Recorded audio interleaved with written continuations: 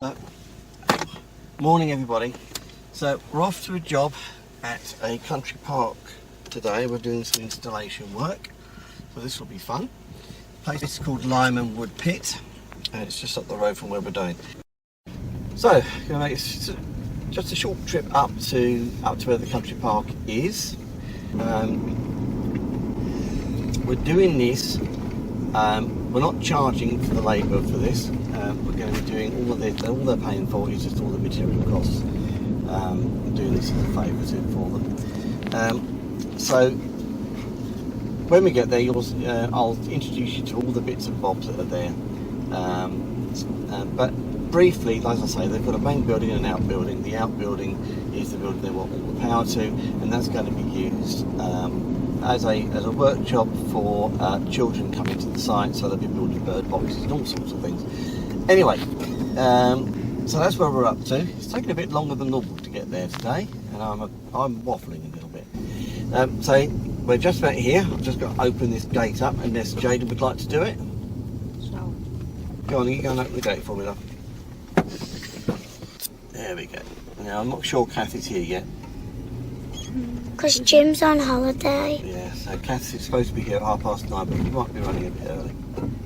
It's 20 past that. Yeah, so we're running a little bit on the early side. 10 minutes early for a change. I mean, Dad, I didn't see your car in her car park down by hers. Yes, nobody here yet. Right. There we go. Okay, so here we are at the Lyman Wood Pits Country Park. This is the main building, and it's got power already from a nearby 3-phase supply, and what I'll be doing is adding a 40 amp MCB into its consumer unit, which has already got an RCD which covers all the circuits.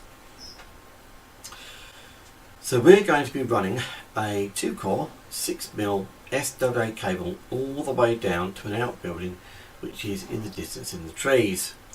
This distance is about 32 metres, so it's going to be a buried cable.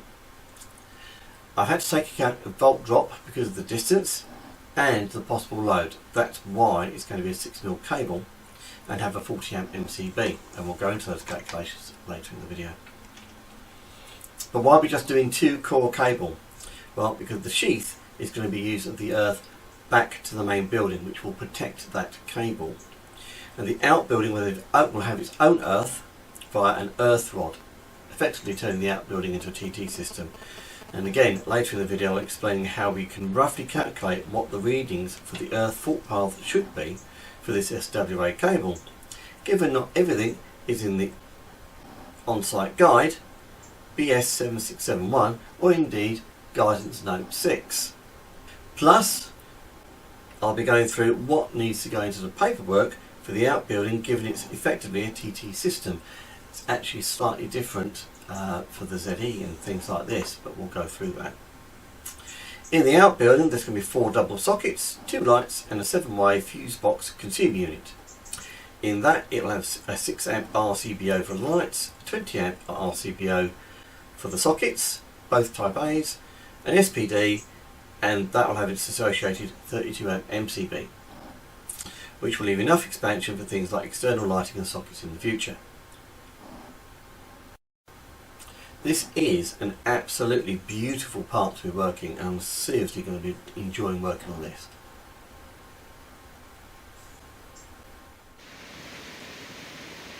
So here we are at the far end, so we're down by the garage, so you can see quite a bit of clearing that needs to be done. Apologies for the bracket. So the cable's going to run down through here, down through here, through here, through here, through here, and we're going to come up into, I think we're going to come up, whoopsie daisy, I think we're going to come up into that there, or maybe the second one. I'm not sure which we're going to come up into. So the main cable comes up through the ground there, is going to come up into here, put a junction box on there. Now the TT side of it is, whoopsie daisy, is going to be over here, so there'll be a TT hole there.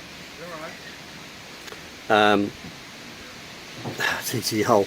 The earth rod's going to be sunk there, and I'm either going to run the earth bond on the outside and in, or I may run it inside. I'm not sure yet. That'll be something I'll do when I come to do the job. Now I'll show you inside in a second. Okay, so we'll just show you the inside of the garage. So it's normal garage size. So what we're going to do, oops, yeah, I'll fall over. We're going to put up the new consumer unit up here, probably in here, I'd imagine. So we'll come through there, and then what we're going to do is we're going to drop some conduit down to here, use singles, use this beam, and I've got metal clad sockets to go there and there, and we're going to come along. I will tee off here, by the way, so we'll come down for the consumer unit, tee it off there, come along here, and we've got another workbench, 2 more double sockets there and there. We're going to have 2 lots of LED lights, one there probably, and we're going to probably get another one up here, and light switch over there. What I don't know what I'm going to do is whether I'm going to run T&E to the lights or whether I'm going to do it in conduit. That I haven't quite decided yet. But that's what we're doing in here. So there'll be a 7-way board here, 2 circuits to start with, one for the lights, one for the radial for the sockets. And when I say 7-way, there'll be 2 ways taken up by the main switch. 2 others are for the SPD if needed. So in actual fact, 4. So that's how many ways we're going to have, and then a couple of spare ways for outdoor sockets and outdoor lights if we need them. Going to be protected, like I said, we're going to run a 6mm cable, and I'll explain why later. 40 amp breaker in the main building, and we have in here. So I'll explain why we're doing that as for the protection of all the circuits further on in the video. Right. Cool.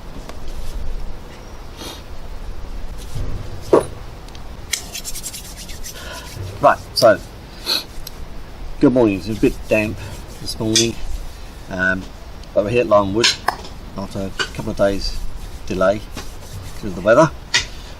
But we're here and we're going to get started at last. So we've got a massive amount of materials and shopping lists and stuff that we've actually bought. Some of it's over there. But we'll sort of go through what we've got. So let's start with the small things. So this will be for the earth rod. That's going to be sunk into the ground. And we've got a flexible conduit to go into there. This little beauty, a Fusebox board. The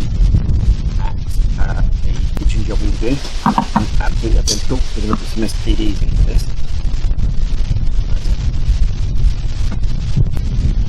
And now we're going to magic box of this one here. Right, so we have in here, this is the 40 amp MCB that's going into the consumer unit over there. That's for the main 6mm 2-core cable that's been dug for us. We've got, what did we put? 4 of these. These are the blanks that are going into the consumer unit. You've seen these before. And we have a 20 amp breaker for the radial that's going in. And we have a 6 amp for the lights, which are in there. At the moment, what else we got? Those over there. All right. There. Right. Saw this on the other video. This is the SPD kit which we're going to put in. Saw that on the other video. And those, they're going in, and we'll show you how they go in. With the kit, it also comes with the necessary cables for that. But we'll show you how that all goes together later.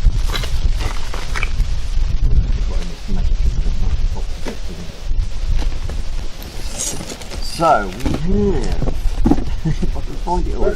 Here we go, right. Now, in here, we have whisker boxes. Now these are actually 308s. as I've discovered, they're the wrong ones. These are for 4mm cables, and we need 6mm cable ones. So on order, hopefully arriving today, are the 607 versions of these, which are the 6mm cables, 40 amp. These are 32 amp. So these are the wrong ones. I'll go back in my workshop. Then we have 1,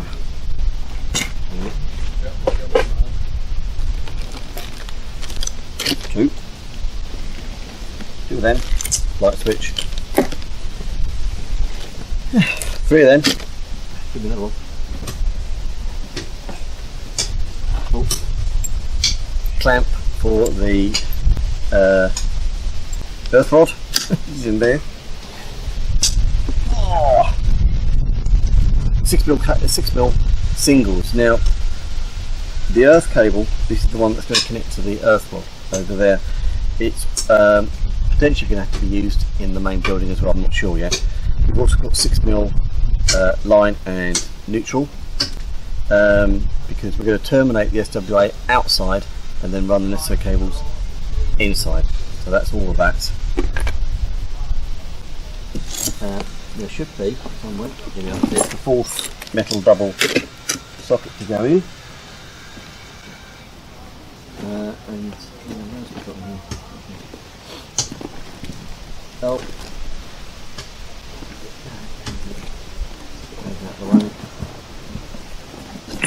And in here we've got a myriad of markers. Definitely get one of these if you haven't got one.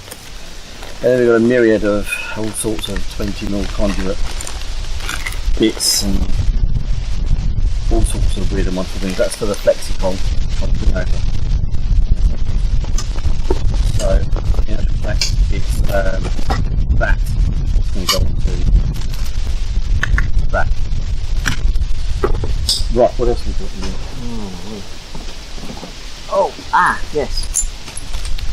In order to put the earth rod in, these are STS attachments. These are STS attachments to put a socket on, and we use that to hammer the earth rod into the ground. Well worth getting some of those. Right, and we have storm lamps. I like using these rather than the SWA ones. I will show you how these will go together, but these are brilliant, they're quick, they're light work of doing SWA terminations. They're fantastic. What else we got? No rest of them. Here we go. Metal saddles for the conduit we're putting in. Have to use these days. Regulations. It's also a public building. These have to go in. You can't use plastic anymore. So I don't know how I've got loads of those. Right, I think that's probably cleats for the. Now these will only be used when it comes above ground. It's going below ground, the SWA. Show you that later. So this is what we're doing. To start with, I'm going to get the Fusebox ready to go in. That'll be done first. We'll do that work on here and do that. And we'll sink the earth rod probably tomorrow. We've got several days to do this, so we're going to be try and get what we can get done. So we'll get that fuse box open. I think we'll get these on the DIN rail, get them connected up so that we've done that, and I'll show you the rest of the stuff.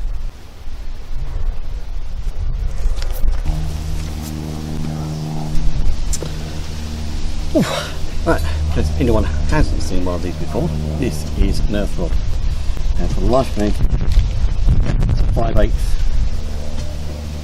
inch 4-foot rod. 4 foot will be absolutely fine for this. We don't need to go down any more than that. Pointy end, that's got a bit going in the ground, and we're going, as you can see, you can actually add to these with connectors, but we're not going to be doing that. Put the clamp on this end. And just screw that on into place. Just take it down to there. So that's what we're going to use, and then the earth is going to clamp onto there, get a ring terminal, clamp that on, bring that tight, then obviously that is going to put into there, like that. Nice and simple.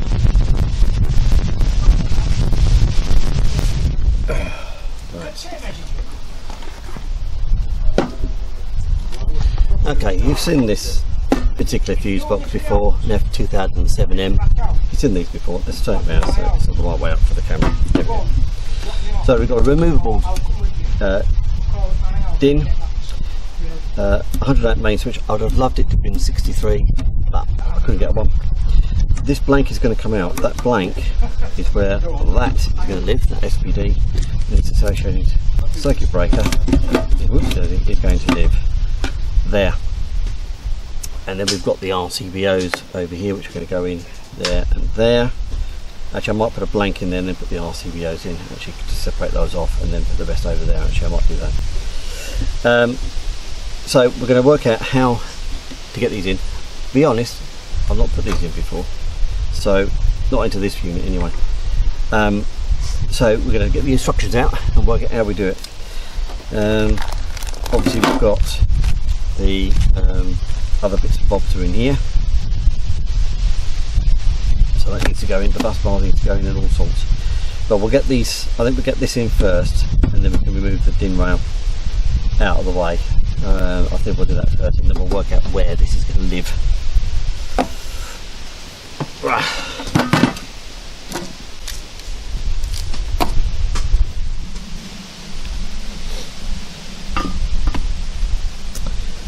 Right, let's get this blank. Let's get this blank out of here first. Nice and easy. Drop that down. Comes straight out. Right, so again, it's the same on the back of this. That just drops down like that. And that will clip into place there. There. And its circuit breaker will go there. Bring that down. That'll be labelled accordingly. Nice and easy.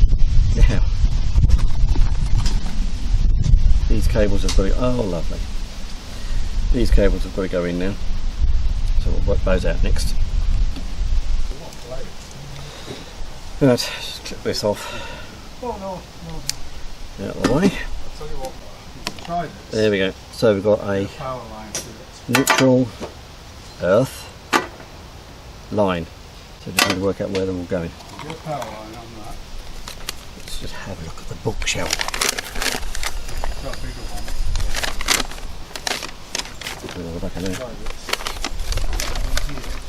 Right, okie dokie dokie dokie.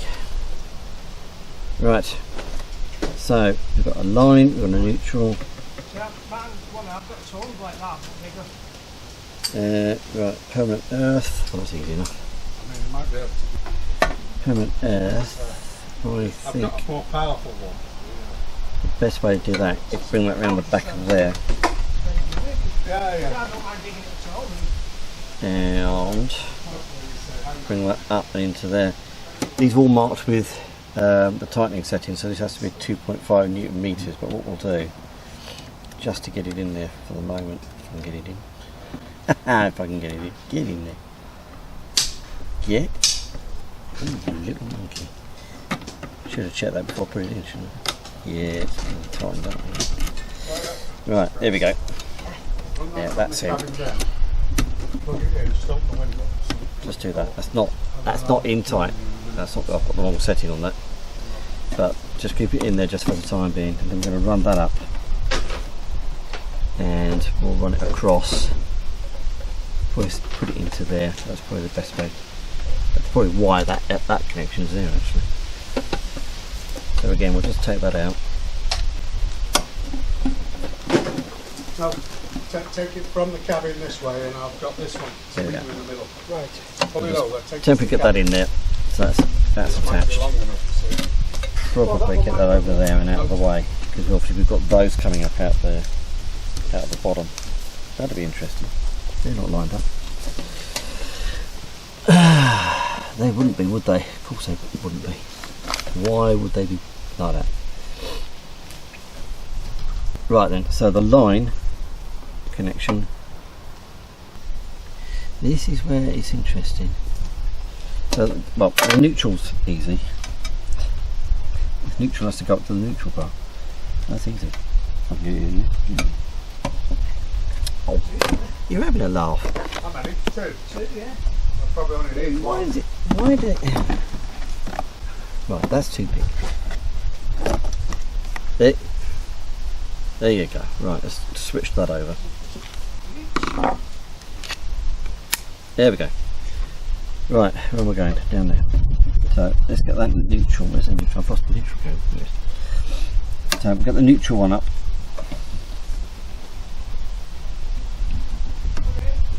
Put the power on and then.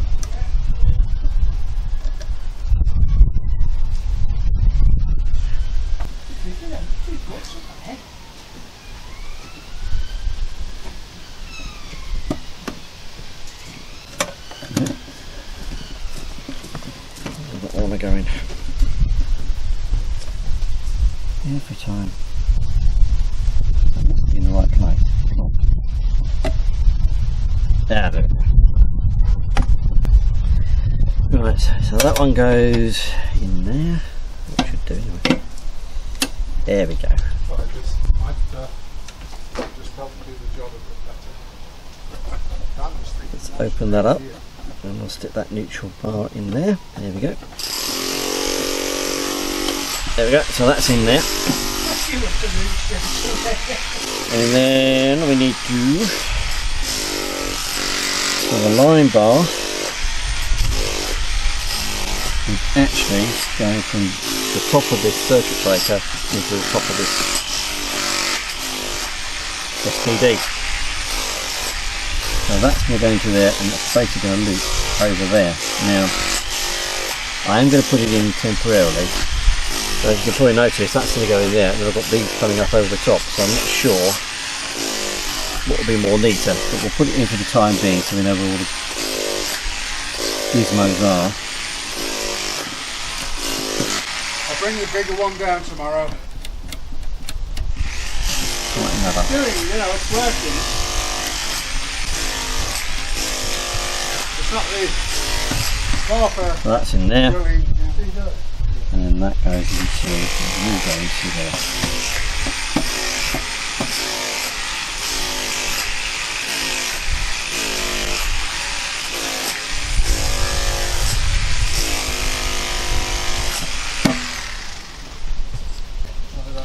Right, so I'll just turn this round so people can see it.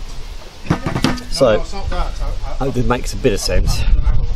So we've got the earth, permanent earth, coming from there up to the earth bar. We have the neutral connection coming up to the neutral bar, and then this is the bit. This, normally you'd have that going to your circuit. Well, this is your circuit. So this line is going to here, and obviously the buzz bar is going to connect right across the bottom, and that's how it all goes together. I don't know whether you can see the diagram. That's how that diagram actually shows how it all goes together. So we're going to leave that like that. I think I'll put the other ones in so I know where they all are. And then when we come to put this up on the wall, we'll remove the din bar, the din rail, and go from there. So I think I said I'm going to put a spacer in, didn't I? Just to be neat. There we go. Ooh dear. So we're going to put the spacer in, just to space that off, and then they're in and done. So these aren't the small ones, these are the larger ones. Fusebox do the miniature ones, but they are more expensive, so that's why I'm just doing these.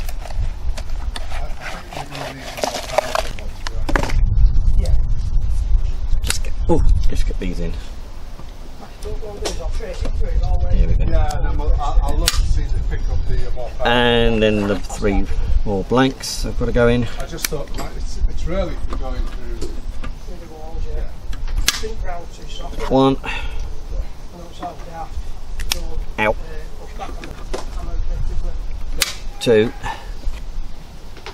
and out, 3. So that's how it's all going to look inside. Now the interesting thing is, if we can't see it on the camera, is because I'm doing that, these the cables coming into this don't line up with the holes on the bottom.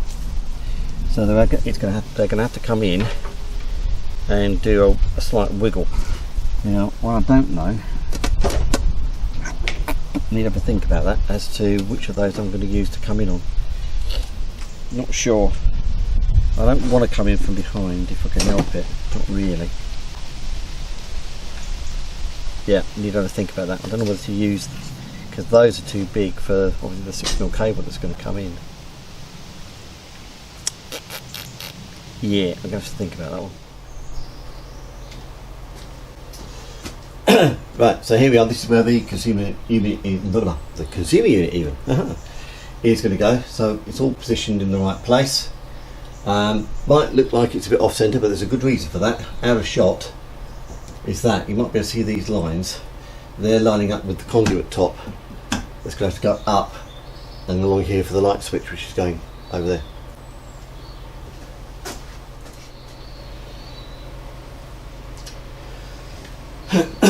Right, so crumbs. Oh, there we go. That's all on. That's all level. That black line, so there's the level. So it's level. It's all good. And use the white-headed screws like I've done before in this. So we'll get the DIN rail in, and as you can see, we've got the 20mm conduits already in place. That's for the light. That's all lined up with that. Now, one of these two will be heading down to the junction box, which will then connect onto the SWA going back to the main building. The other one's coming down. I don't know which way I'm going to do it yet. The other one will come down and hook onto this, which will then head off onto the sockets.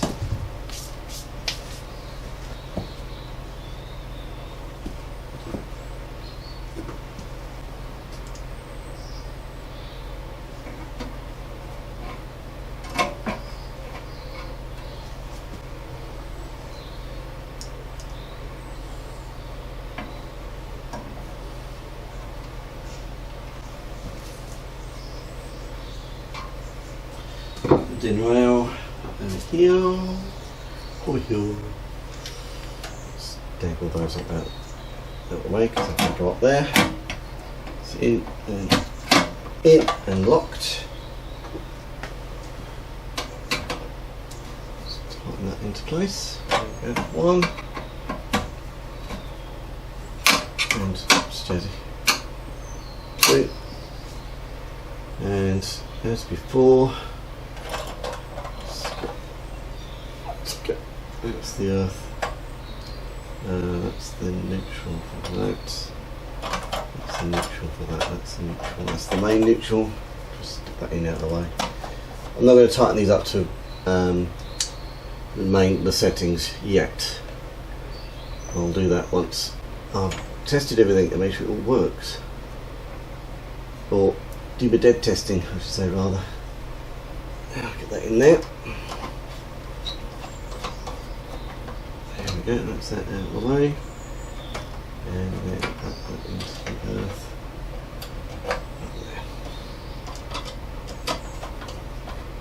There we go. Gets it out of the way. I'm not going to connect those up just yet. There's no point. Oh, these are actually round the wrong way, so we'll just deal with that. So switch these around because it is the highest rating to the lowest. I'll just switch those over. Slide that over there.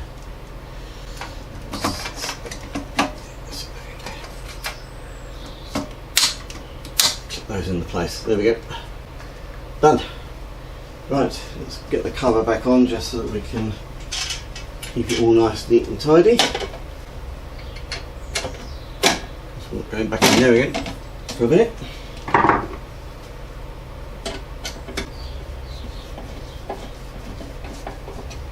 Those up.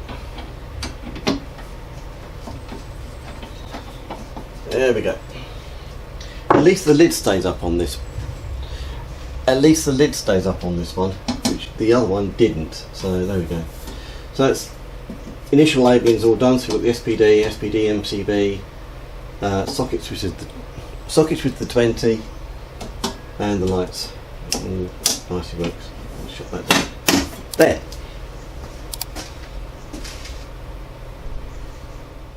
This has been causing a few problems yesterday afternoon. As you saw in the other shot, only this was up then. This has been causing problems because there is actually, you probably can't see it, but there's a massive gap here. So what I'm going to have to do here is do what is called a set. We have to do a bend in this in order to make this flush with the wall. I'm going to have to do the same with this one to get it flush with this one, so it's a much bigger set that I'm going to have to do to get onto here. It's probably out of shot actually. So we're going to do a set here. I've got my bendy spring. Let me show you the bendy spring actually. Bendy spring. This is a 20mm one. You can get 25s. And this is what it says. This actually goes into the conduit and allows you to bend it without it breaking. Now it's actually, although it's overcast, it's actually quite a warm day, so it should actually be fairly easy to bend this. Now I've got to bend it obviously in two directions. I've got to do like a Z bend. So we'll do that and we'll get this on here. Pretty much because I've only got to do a shallow bend, I might do this over my knee. I might just be able to do it by hand. We'll just have to go and see what we have. See how we go with that. So anyway, so we'll do that.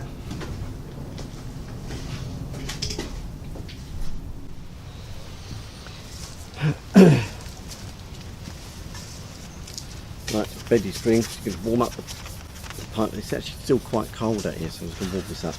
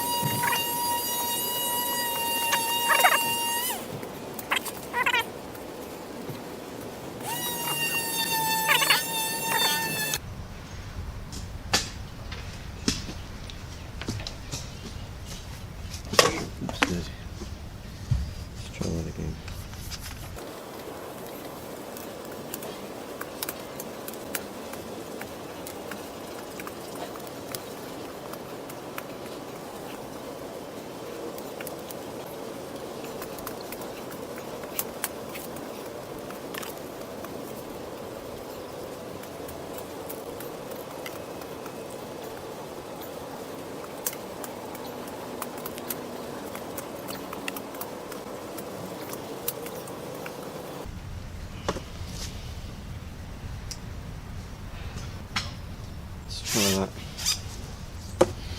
See if that works.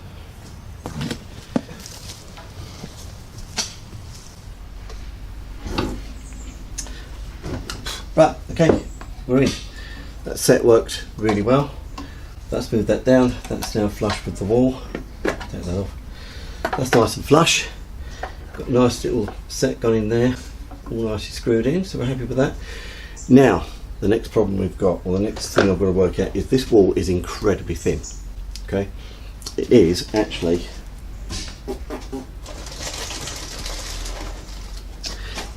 that wall is only just thicker than that, which means I cannot put a junction box on the other side of this wall in the exact same position as this.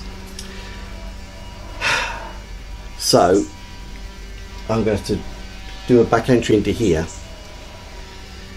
and I'm going to have to put in something on the outside wall. I'm not sure what yet, to get to a junction box, which I'm going to have to put probably slightly further down, probably down here. So that's not ideal. And obviously, before you ask, why didn't I drill into this? Well, as you can see, it's not that thick, so that's not going to work either. So probably what I'm going to have to do is I'm probably have to go through the wall here, fit a 20mm conduit, a bend, come down slightly, and then just offset the junction box, because it's just no way of putting a junction box in exactly the same place as that on the outside wall. That's just not going to happen. So I'll think about that.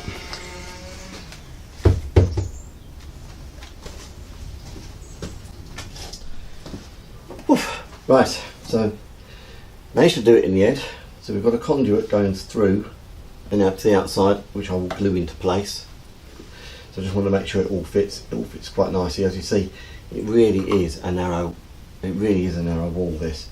So that's going to come like that, but we'll glue it into place so it doesn't move. So that's nice and be nice and watertight.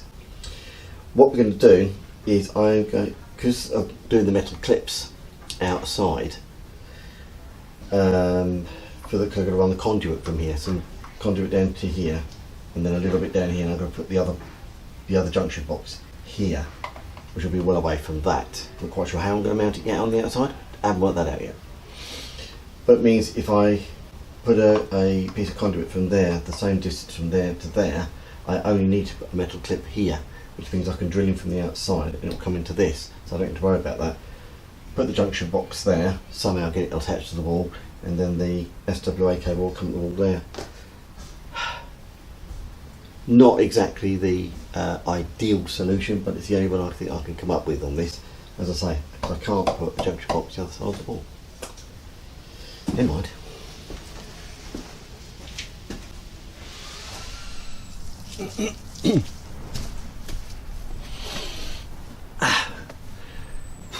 Okay, we're going to be sinking this earth rod now, so we don't have to dig too deep because that's the box we're going to be using. Yep. Going to use the auger to drill that hole, and then with this I'm going to use my SGS drill with a socket bit on the end, and we'll get this down into the ground. So let's get that done.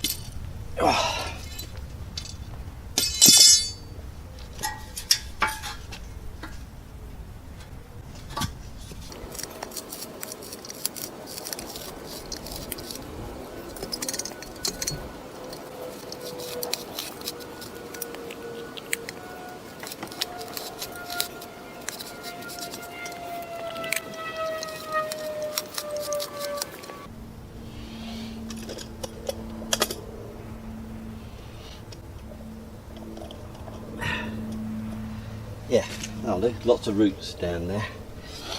But yeah, that'll do. That'll do the job. Right, that's a bit.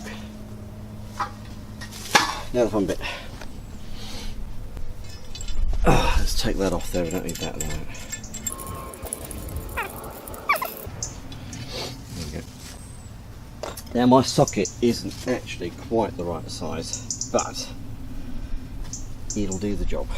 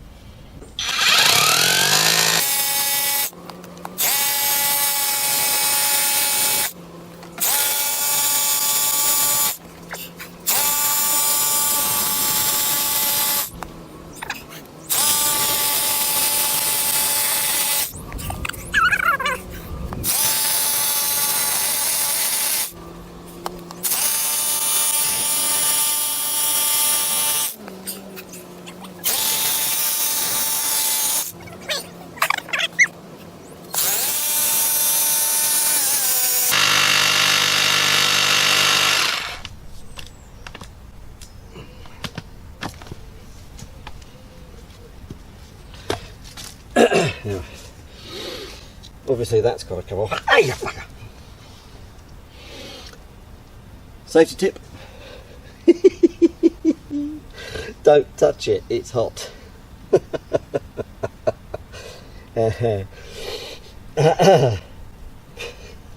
Wally.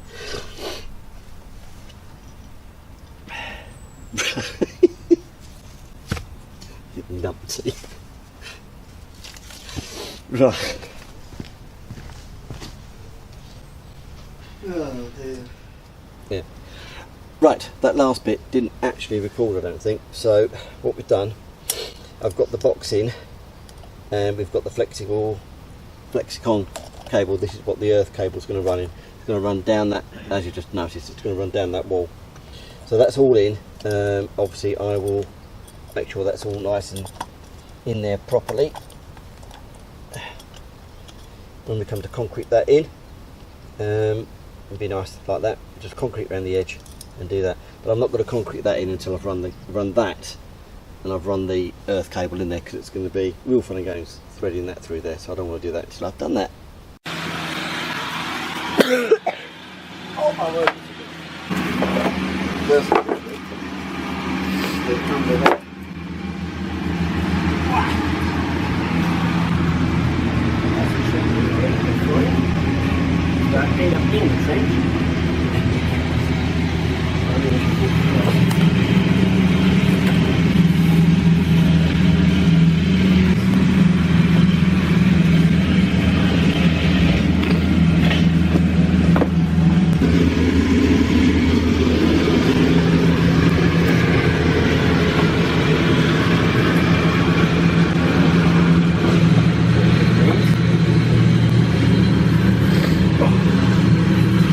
Cable's got stuck.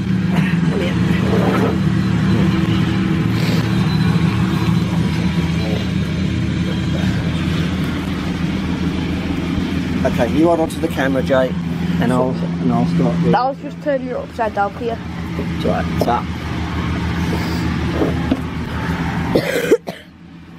Woo. Right, also don't want it twisted. Try not to. Try not to twist it anyway.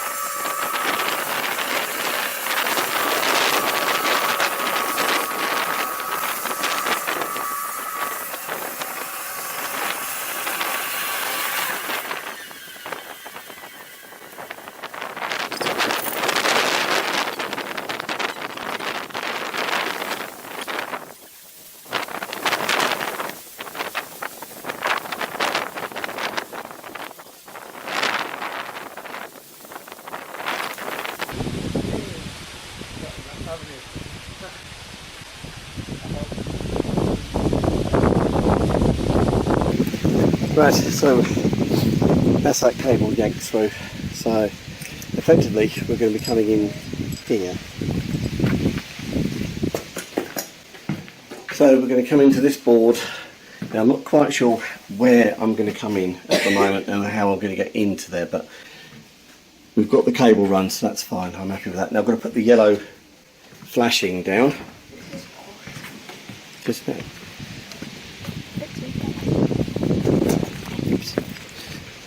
So this trench is now all going to be, it's all going to be filled in. All the way down there. So I'm just going to get the yellow labelling, that's going to go over the top of it, and we'll lay that over then.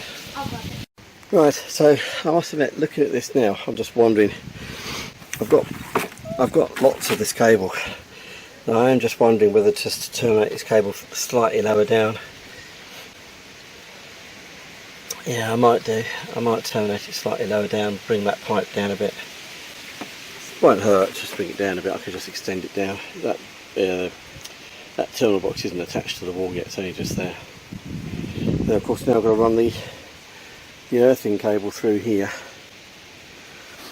so I need to put that out next.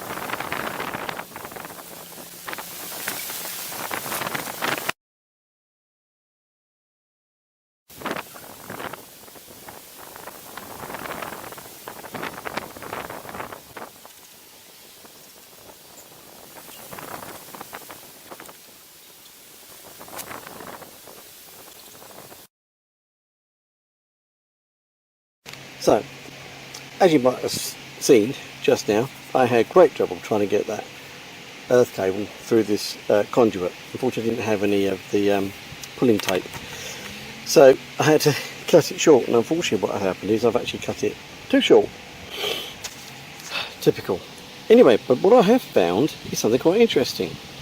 The thread size on there is identical to normal PVC conduit. So as you've probably just seen in my hand, I can do that. So I've got that on a white, and I've got it on a white plastic conduit, but that's not a problem. So I've connected that into there, and then I can just do it. That is an exceptionally tight fit. I just put some PVC glue on that. That'll glue those two together, and I've recovered that section. I've got my length of cable back.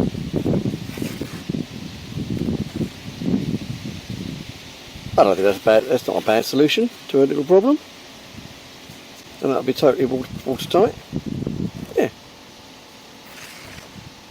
Okay, that'll do. A little bit of an improvised solution there. Yeah, yeah, for me. I am. Whoop, God. Oh, right. So this little solution does seem to have worked. I've got to wait now for this, for the PVC to set off. But that has worked a treat. Loose joint. Yeah, I'm pleased with that. Yeah, good solution that. Oh, right, I'm going to crimp off this earth cable now. Get that done.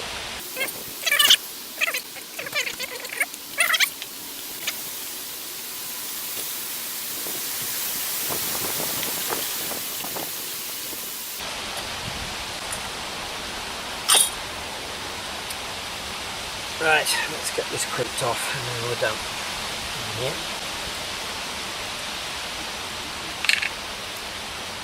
Now, just in case anyone's wondering, the yellow ones, that's an M10 on there to go around on this particular bolt.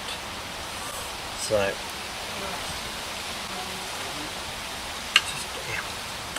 just get that cable up and out of the way.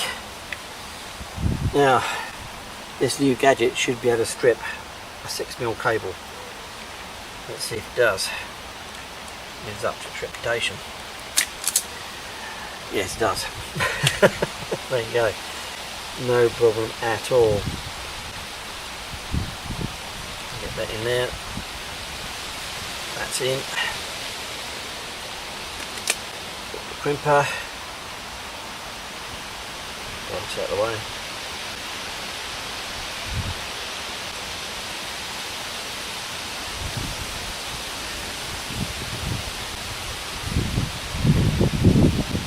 Give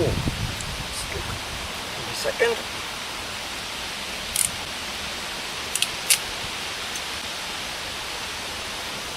try that again.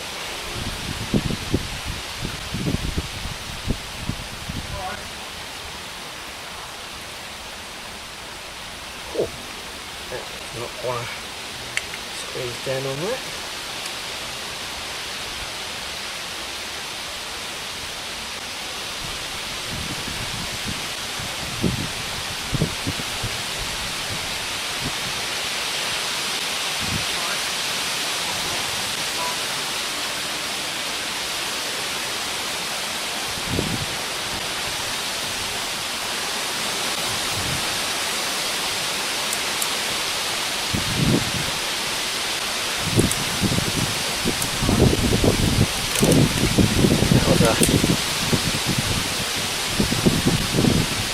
You don't want to squeeze down on that. There you go, done.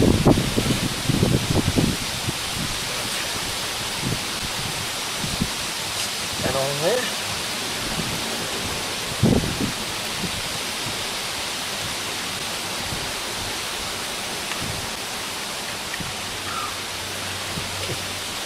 Yeah.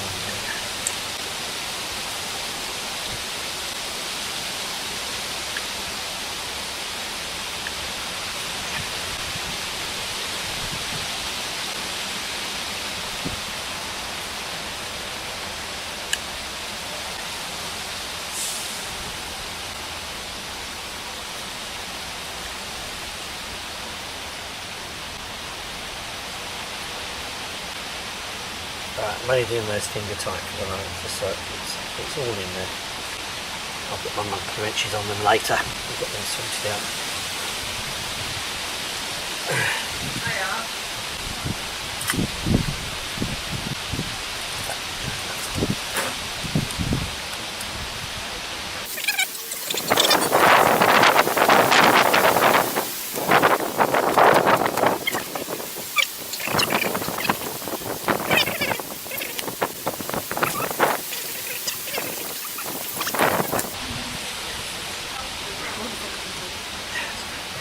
Right, that's in there. Done. I'll take one of them back as well. Now I need them down here. Pardon?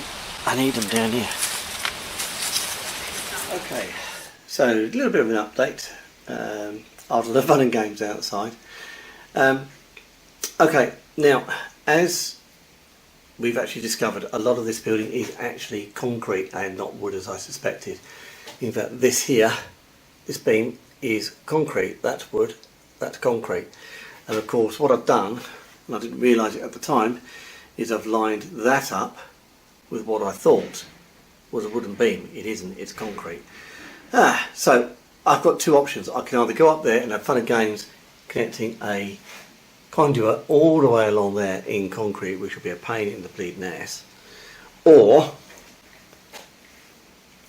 do the solution I've got down here, run a piece of flexible conduit up here, bend it and come up here and use this wooden beam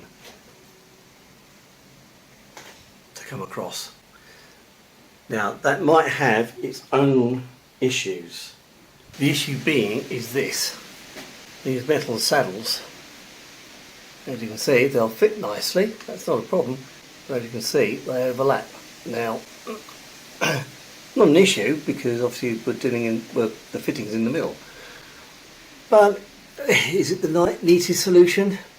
Is it the nicest? Well, you could say, well, why don't I put it in there? Well, I can't, because I can't get to my drill there. So I am landed with a bit of a dilemma, and I'm not 100% sure. Well, one thing we could do, you can see that,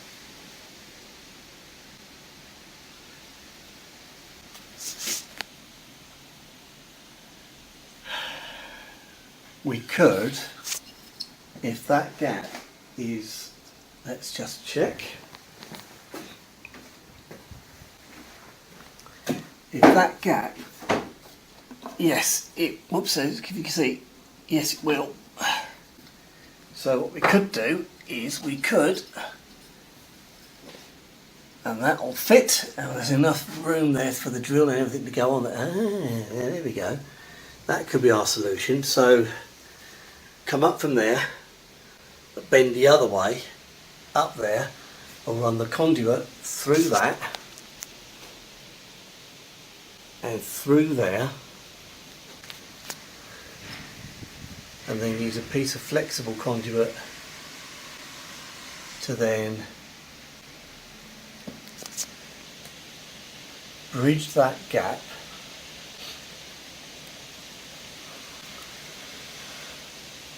somehow. We could do something. We can do something here. We can get.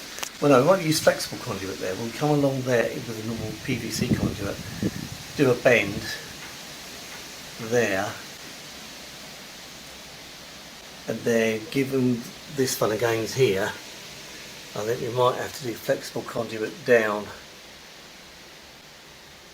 and then we'll do something down to there. Bit of a mix and match, but I think because this is a very old building and it's been rebuilt several times apparently. This is not your usual installation where it's all nice, neat and tidy in a garage or a shed. This is very much sort of, well, we'll have to work with what we've got. So I think that's the only way I think we can do it. So I think we'll do that there. That will come down to the light switch, and then the light switch is there, done. The first light is going to be mounted on this wooden beam here, and the other light, hopefully you can still see, is actually going to go on this beam. And what I'm going to do is this piece of wood I'm going to attach to get the level dropped, so the light will then be below that concrete. Yeah, so, and obviously then I've got to work out how to get the cabling from both lights to both lights and the switch. Haven't quite sussed that out yet, but I think the first thing we've got to do is we've got to get the conduit and stuff across here to the light switch. Now we're doing it in singles, so we've got pretty much free rein on how we can wire this, because we don't have to do the 2-plate, 3-plate method. We can effectively do what we like on how to do this. So I'll have a think about how I'll do it. I'm going to leave a wiring diagram for the lights and things, so that any future electrician or people here know exactly how this is all wired together. Yeah, okay, I think we'll do that. Good morning everyone, we're here again. So the kind guys at Lyman Wood have cut me a nice concrete channel for the cable. That's all done, that's in, so that's going to be concreted there, and then the junction box is going to go on that wall. So that's all done. So I'll just show you where we are up to in the outbuilding. Right, so here we are again in this place. So as you can see, the first of the 2 lights is up. And what I've done here, I'll just go around here. Didn't want to video this because it was not very exciting. But you can see I put in an extra piece of wood in there to drop the light down just a little bit. I like these lights. I think, I'm trying to remember where they're from there. Give me a second. Here we are, light span. So these are light span lights. They're similar to the Knightsbridge ones, to be honest. So that just hangs down. Nice clip terminals. That folds up, done. Nice 20mm hole for the conduit to go into. So this is the second light, like I was saying. The other light I'm just putting up. Whoopsie daisy, I'm just putting up the other light now. Right, so we're on this bit now. Now, I've lost them, there we are. I'm giving these a go, these wall dogs, because this wall is so thin, so I don't drill so many holes in this wall. I'm not going to use these very often. I've already used them once, and that's rock solid. No wall plugs, 4mm STS drill, and they drill straight in. I recommend these. These are 32mm length ones. I'll see if I can get the part number for them. But yeah, I was a bit dubious about using these. Didn't think they would work, but that's for holding saddles on and things. Yeah. So we've got that on. You've seen the lights are up. So this, I'm now going to cut to length and just get it up there, get it attached to the wall, and then I'm drilling 2 holes, one there and one over there.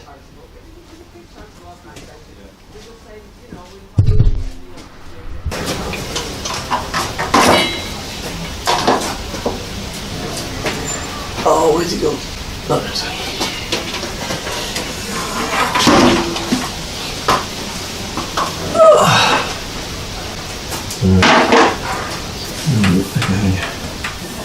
Straight one there. And steady. Straight one up there. And then 1, 2.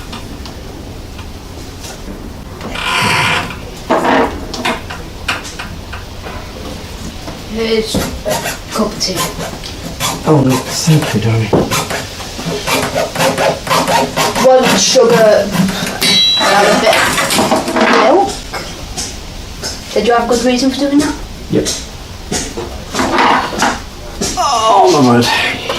And do you need stuff? No, leave that there. Leave that. Do you need all that? Yes, I'm still going to There you go. Have a sip, tell me if it's to your taste. No, that's fine. If not, I'll put it.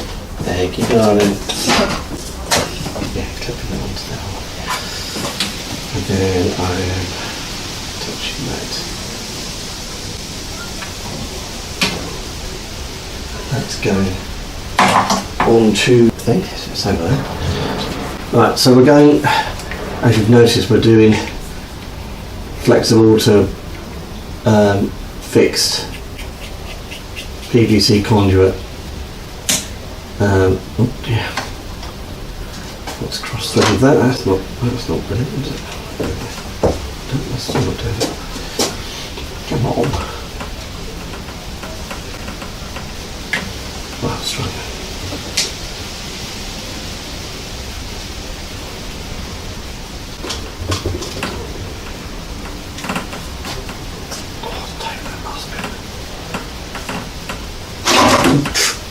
Oh, there we go.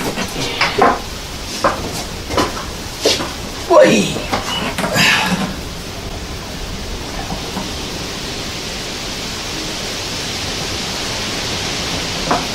Right. All the way along there. I'll attach that to the wall. Attach that to the wall. And there. So that's not such an arduous task, to be honest. Just need to drill a couple of pilot holes and that should do that job nicely. Just to work out where they need to be drilled.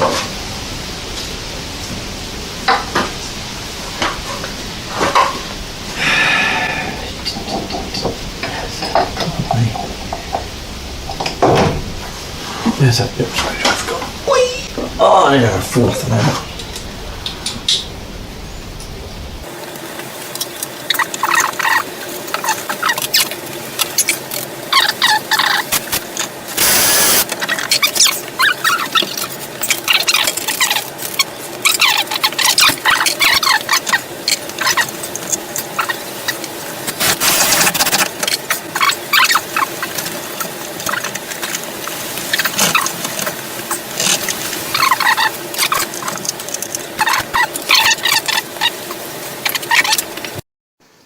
Okay, so that first piece of conduit run is in, all done. So what I'm going to do now is get the cable, get the 1.5mm cables, because there's 3 coming up from there. Get those in up to that point, and then we can move from there, because I know they're going to be fun and games trying to thread it through that. So we'll do that next. Actually got my son giving me a hand today, so I'm just teaching him a few things while I'm doing this. I'm the boss. Right, so open that up, just put the top to one side. Okay, now what we're going to do is we need to hammer. No, hang on a second. There. Yeah, but not that. So now shouldn't really be doing this, but I'll hold this for you. Right. Oh, so like that. Right. Hang on. Like a chisel. So hold it on that bit there, where the join is. Do you not have a chisel? Right. Now hold the hammer down the end of the handle. Okay. Now very carefully hit it for me. Right, give it a whack. There you go. And then very carefully take it out. Right, we'll put it on the side once you've taken the rest of it out. That's it. That's all we need to do. Right, so can you put the front cover back on for me? So it's That way. no, that way. There you go. Then put the screws back in for me so we know where it all is.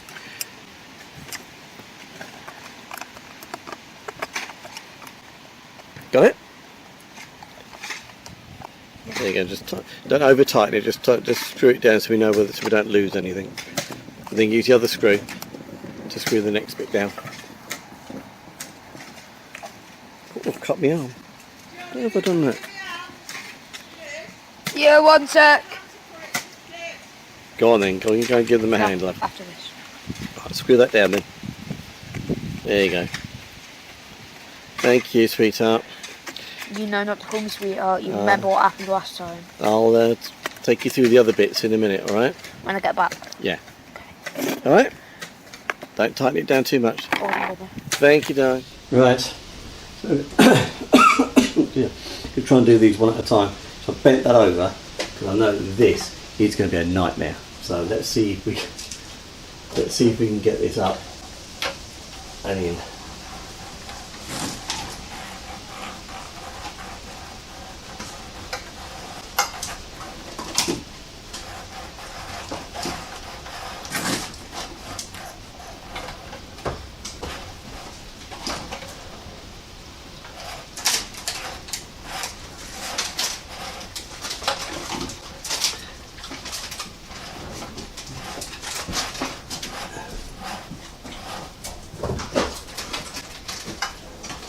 Original chocolate, right? Yeah, now. Got no sugar even me. I've got a big pot.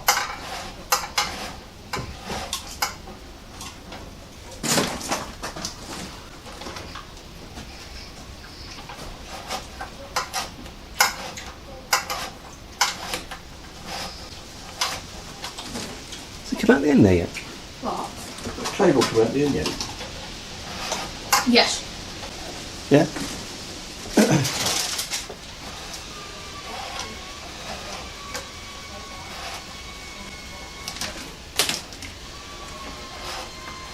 Well, I don't want to jinx it, but so far, I don't believe it. These cables are actually going in first time. Don't ask me how or why. They don't normally. But mind you, to be fair, it's a bit tougher when you get to there.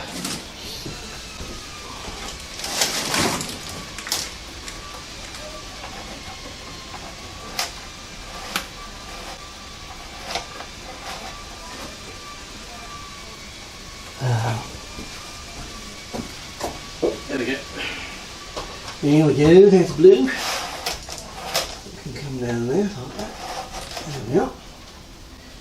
Now, yeah, those went in alright. Now for the third one. Yeah, as if this is going to go in first time. Not a... Hoping else's chance comes to mind.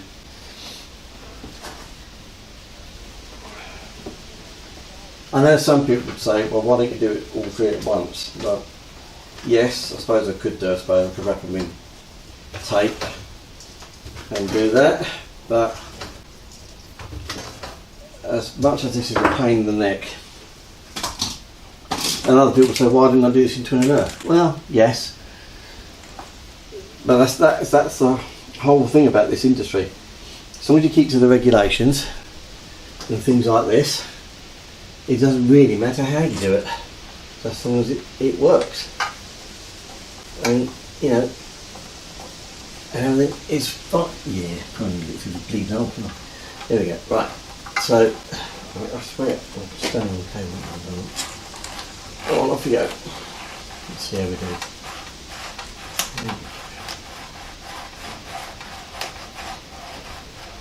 Trouble if we get doing such a long run, I could use, you know, taping things, I suppose. People could argue when they're watching this, I'm making life hard for myself, which is fair enough. You know, I know there's lots of tools you can use to do these things, but,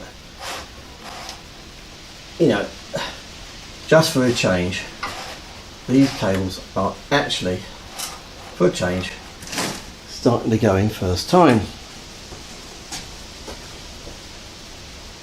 It does seem to be.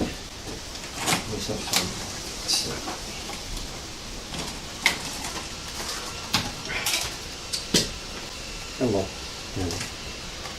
Just get to a point that it does seem to want to stick.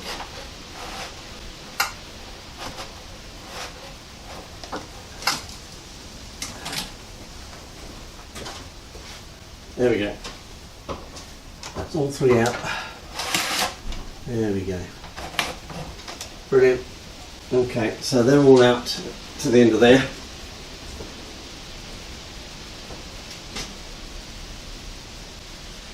So I'll just swing the camera around.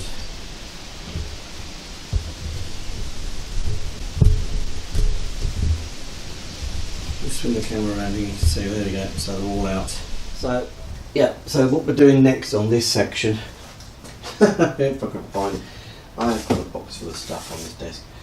Oh my word. I am a typical worker. I have got a messy desk. At least I've got a desk. So what we're going to do, what we're going to do next on this is we're going to attach that onto there. So the section here again will be that flexible conduit into there and into there, and then flexible conduit from there down onto this wall, down to the light switch down there, and then flexible up here and over to the light extinguisher. Why am I doing it with a mixture? So we went through this yesterday. But this is a hard PVC 20mm on there. But because of the way this building's been kind of put together, it really isn't great in various bits. So, you know, you've got bits away from the wall, you've got concrete structures here, you've got concrete and wood across the top. It's really been put together over many years by many different people, apparently. And it shows. There's nothing wrong with the building itself, it's structurally sound, but it isn't great for running anything like these sort of cables or even any sort of pipe work. Even if it was gas, water or whatever you're talking about, everyone would have the same problem. So I'm having to do flexible mixture. I'm having to do a mixture of flexible conduits and normal conduits, and that's why I've not done. One of the other reasons why I've not done twin and earth. I think it looks better. At least I hope it does. I hope it looks better. It's going to look really nice when it's finished. Anyway, the next thing I need to do is I need to get that piece of flexible conduit from there to here. Obviously we're putting adapters, well they're not adapters, they're normal connectors, but they just happen to be the same thread as the flexible conduit connectors, so that's helpful. And obviously, like I've shown before, is I'll be gluing the connectors into this, which is, there's probably other ways of doing it, but I'm gluing the connectors into this, so the Flexigon will go straight into these out of all three sides. So we're going to do that next.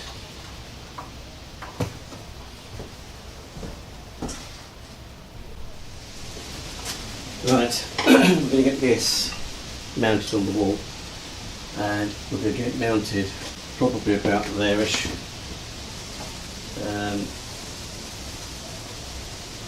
I've measured this out, so this is about the right height for the regulations. So we're going to use our marksman.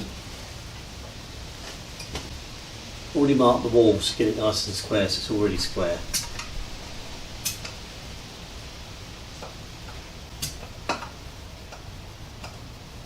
There we go.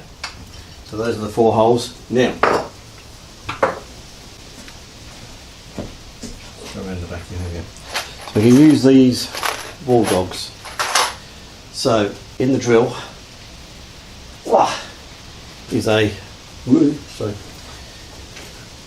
in the drill we've got a 4mm SCS drill bit which we're going to drill into this. Now, like I say, it's quite thin, this wall.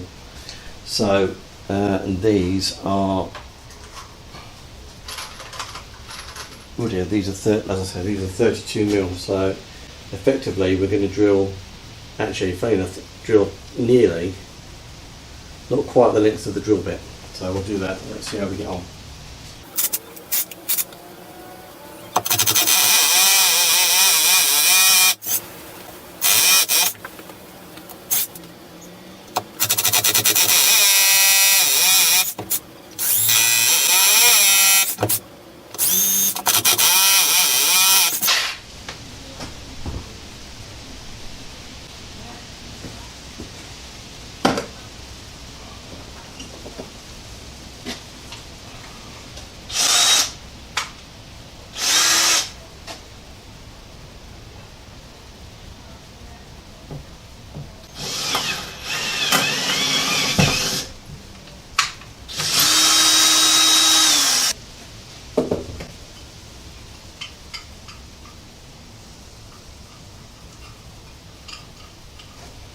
No, they're not working at all, are they?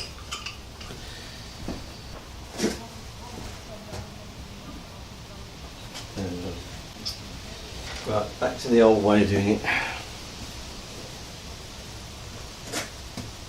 As you can notice, it didn't work. I don't know why it worked over there, it doesn't work over here, but it doesn't work. So we're going to go back to the old way of doing it.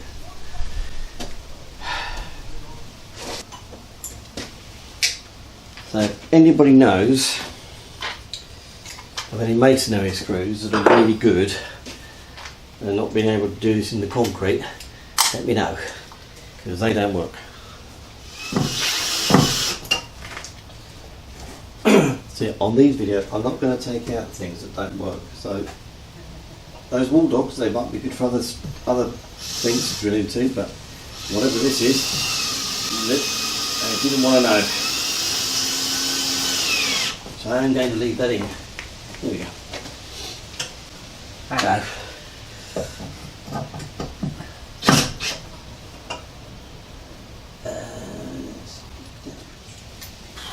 That's a shame about those wall dogs. I was really hoping that they would actually do the job, but I really honestly don't know what these walls are made of. They're made of some kind of concrete structure, but there's massive stones in them, and I think that's what's deflecting. That's what's deflecting things. It's just not. It just isn't working. So.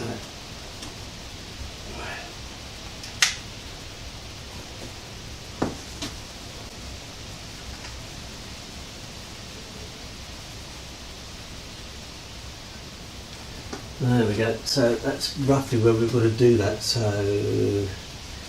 where that T-piece is. Oh, I've lost that T-piece now. Where that T-piece has got to go is on that mark. So I think the best thing to do is for me to get that in. I think we need to get that located. Right, there we go. So that is in. Focus gets a bit dark. So I've got to wait for that glue to set off a little bit, and then what I'll do is we'll get that all nice and straight. Get that clipped onto the wall, get it straight. Now we've got to do that bit now and get that in there. So let's see how we get on with that. And there we go. Right, so same trick. Get this, we'll get one of these ends. I'm starting to get a bit worried. I'm starting to run out of these ends.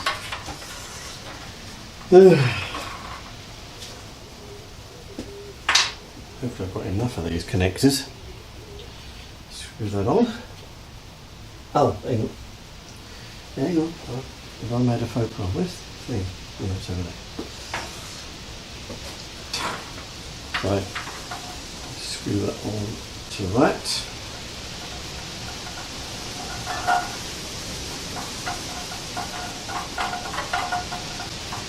That. And I'm not going to hook it on just yet.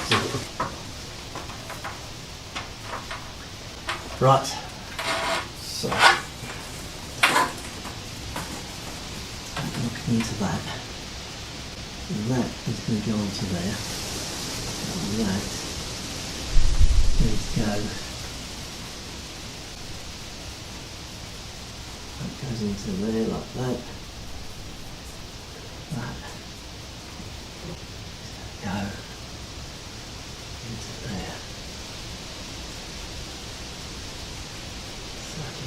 Need to cut that about there. Which I'd love to do if anyone else wants.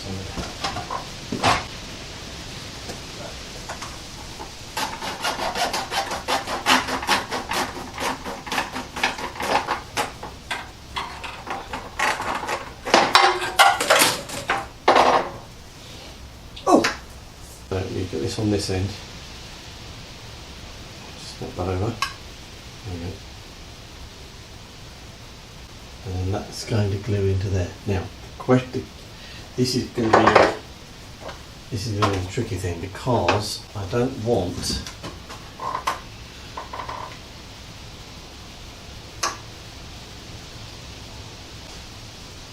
to try and avoid getting glue onto these cables really. I don't really want to have glue on these cables. Just a little thread.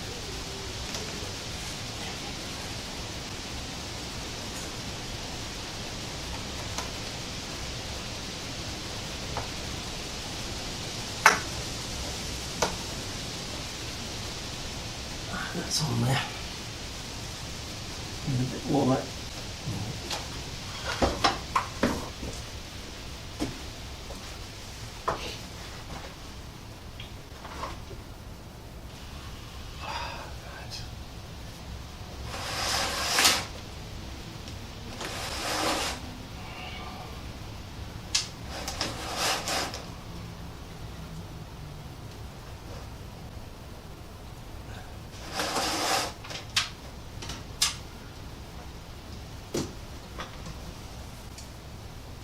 that should be enough. Right. Right, now the fun bit. Probably the best way to do this would be avoid getting glue on these cables would be to thread them through first.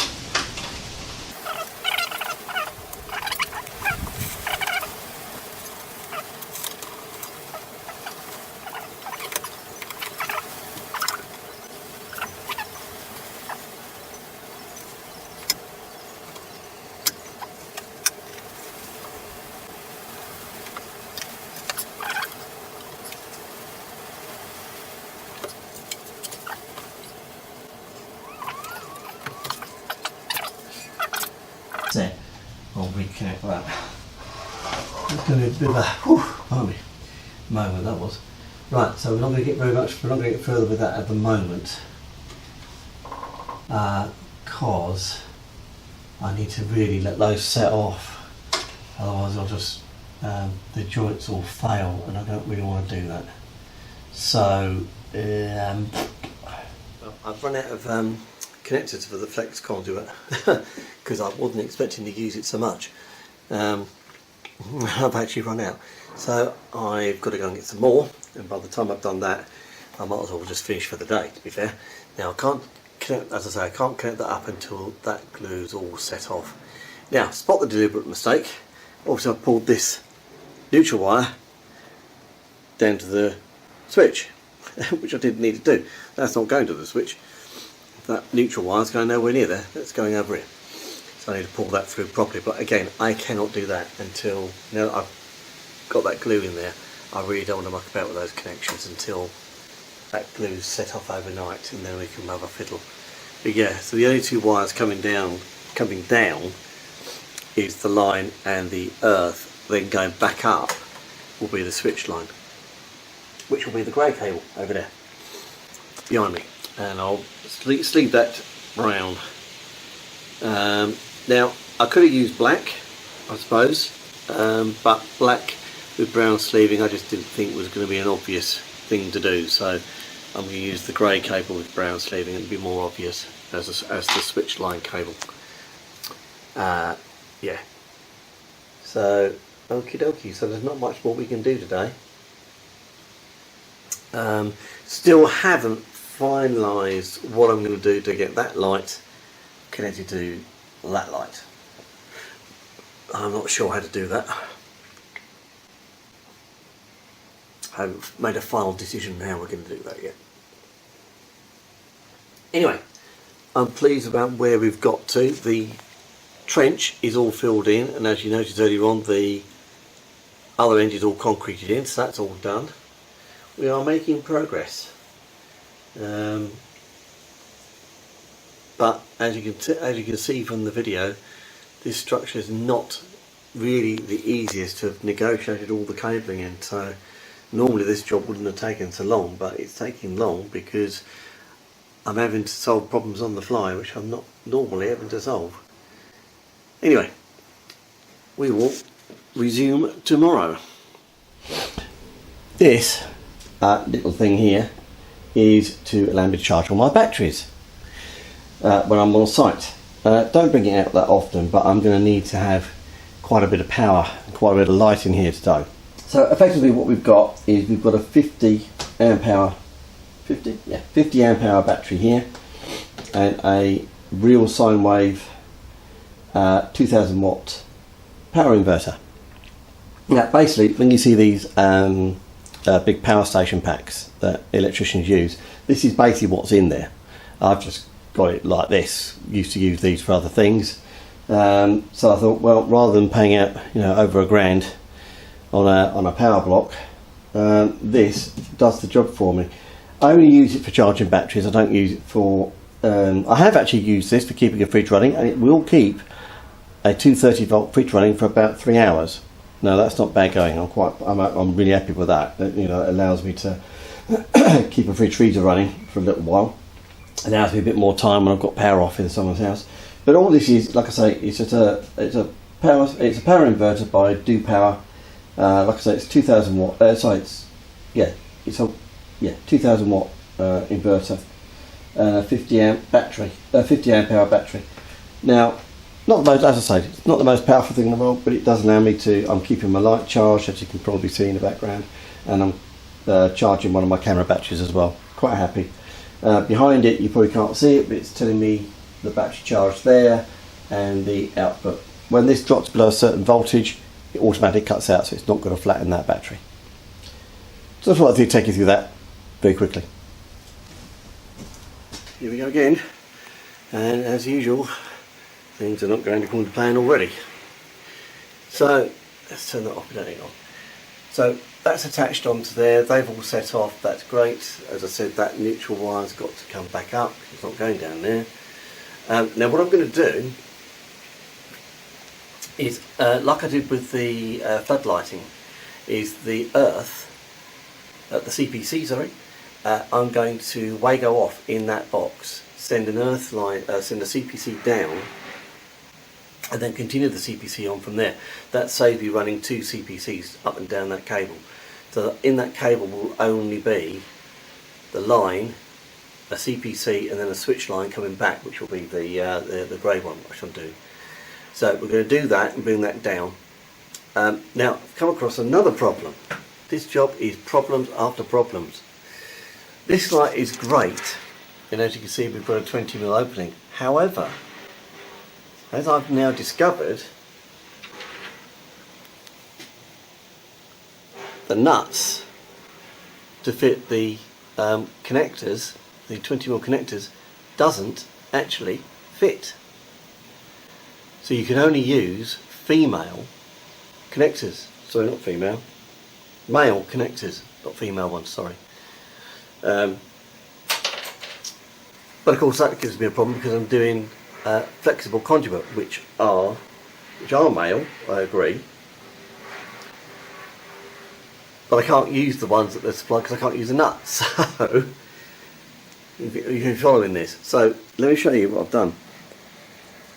So on the end of this flexible type pipe, flexible conduit, as you can see, I've added on a connector with a round nut. Does it all make sense? It's early in the morning for me. Anyway, so that's what I've had to do. I've had to glue that into place and then use that, because that's the only way that's going to connect into that light fitting. Even if I was using standard conduit, it wouldn't work because a nut wouldn't turn. So, bit of a design flaw there. There's not enough room to turn nuts in that. Yeah, that's a real, yet another problem I've come up with.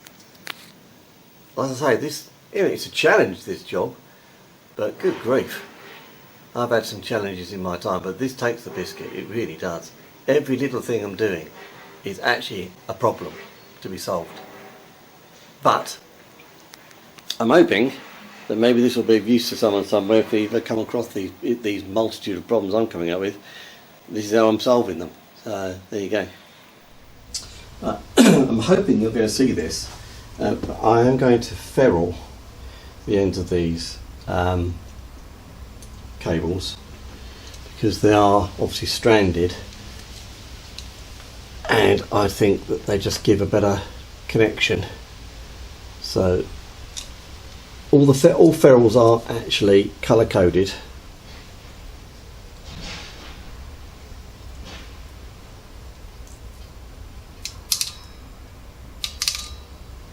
There we go. That should be right. That's on there. So they're all colour coded ferrules. So the blue ones are for 2.5mm cables, and I've got ones going up all the way up to, let's see on that sheet there. See it there? Got them all the way up to 10mm actually. Yeah, all the way up to 10mm. So there's a train of thought as to whether you should do it or you shouldn't do this. I just think it looks neater. I think it gives a better contact.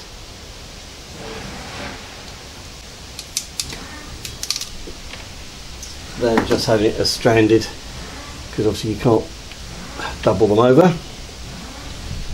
So there's the, where are we now? There's the 20. Neutral in the front, live in the back. So I'm just trying to see them. Neutral in the front.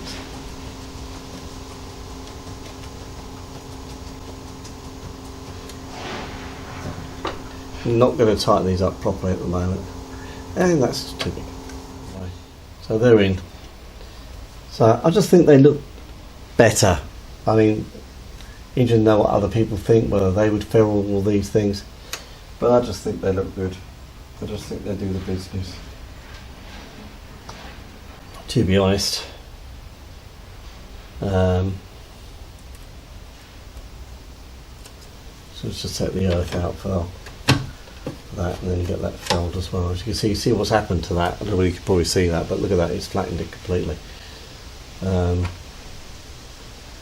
let's try and get that in there. In fact, yeah, that should be, no, that's a, I've forgotten what that one is. Did I run a 1 point, no, I ran a 1.5. I know you can run 2.5s in singles for the CPC, but I've run a 1.5. And a 1.5 is black, in fact.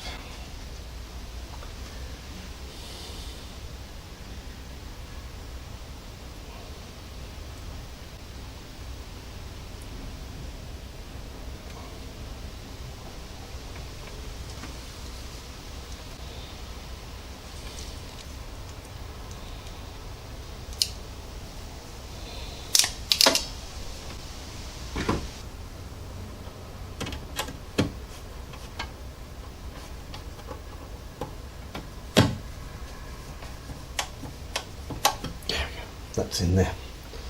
Just put that around the back.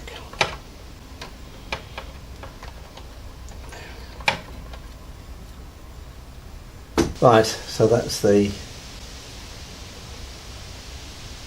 I will double check all my readings. Now I've done the ferruling on them, I will double check that everything is fine.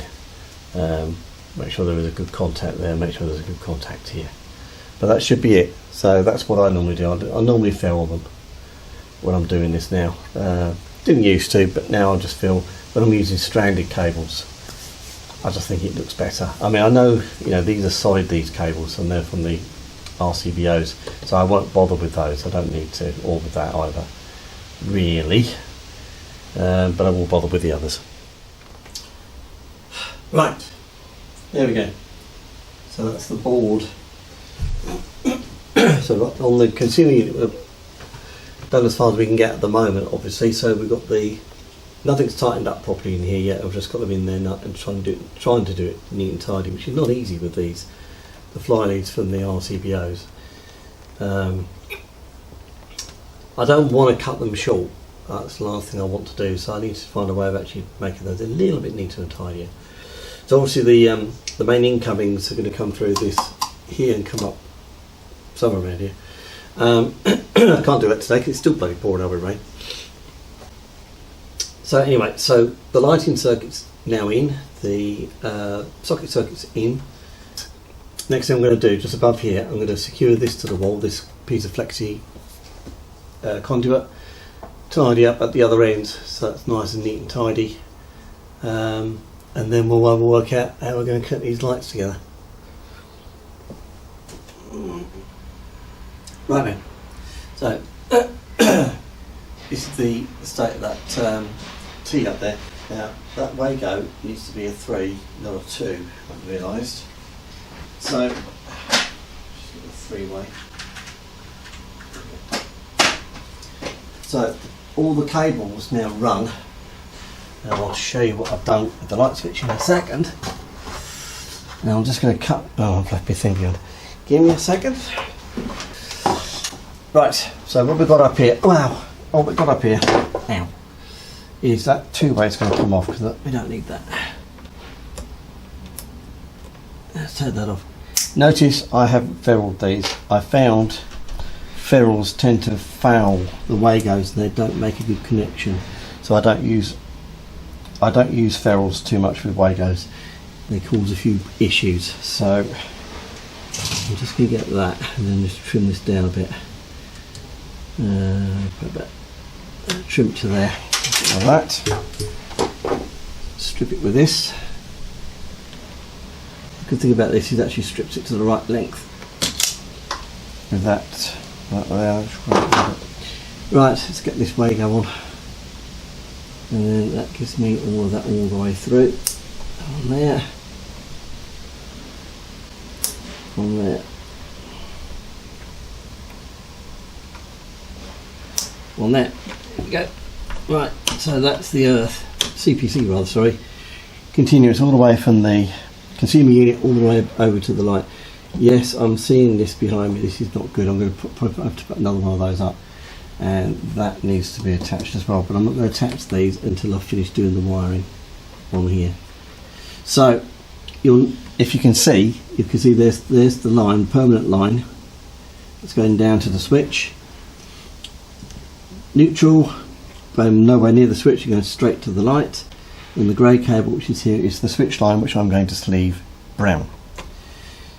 So down at switch. Right, so just trim that line cable back. Just get the tools together. So I'll trim the line back. Up there, and I'll trim that off the end there, I don't really want that anymore. Right, now obviously we've got to earth the back box, so I'm going to need a small length of cable to do that. Probably do the job. So we'll strip that off.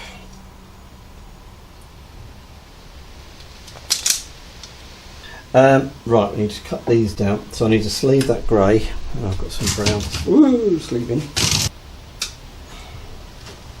So I'll just sleeve that over the top of that. So brown sleeving. It's a nice snug fit over that. Doesn't need to be big, just big enough so that you can see that this is a switch line, and that bit I'll put on the other end. Right, so just cut these down. That lines, that CPC is probably still a bit on the wrong side actually. Just cut that down to about there.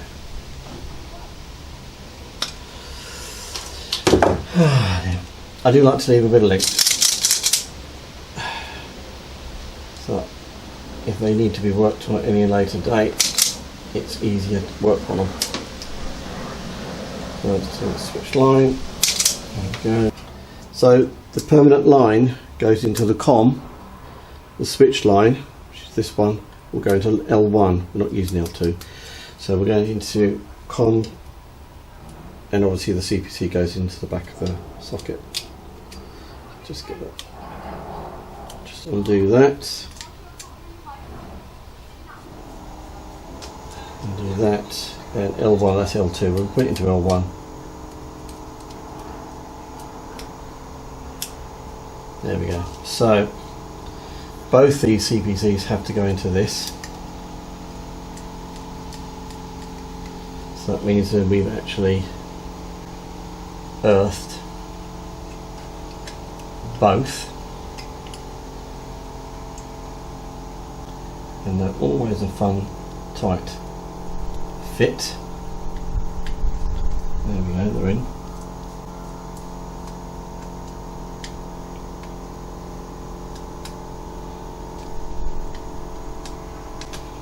There we go, so they're in. So line into the common, which is the top.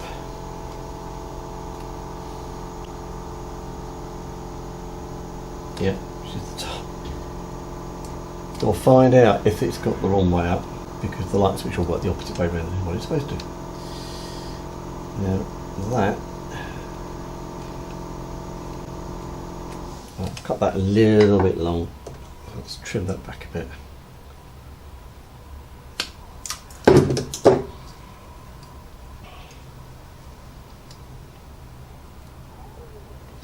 That's nice and neat in there now. So we'll just connect that up.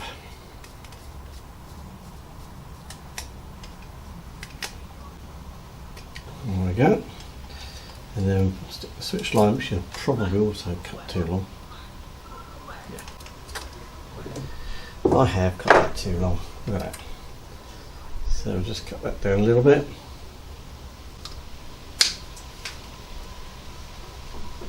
See if that fits nicely into that now. Yeah, no copper showing in it.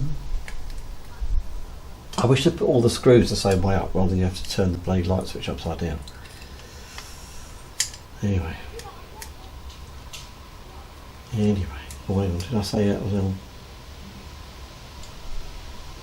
What does that label say? Well, needs to be an L. Make sure you look at the labels when you're doing light switches, make sure they are going into the right one. In this case we're using L1. Okay, so that's it. Those wires are in, so now we can get that. Let's just double check that's all nice and tight, which it is. Push it in, it's fine.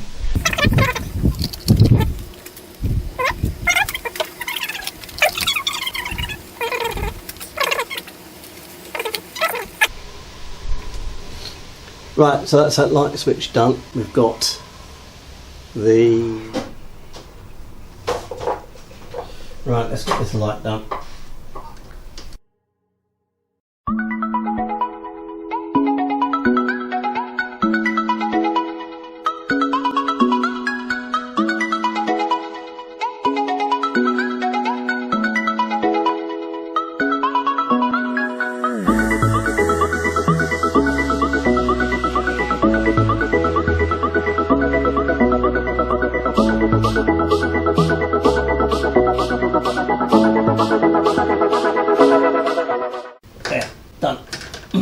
So line, switch line, just double check.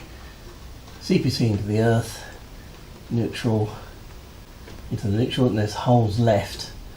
There are actually extra holes left on this one for loop, so I can actually loop the lines out that way as well.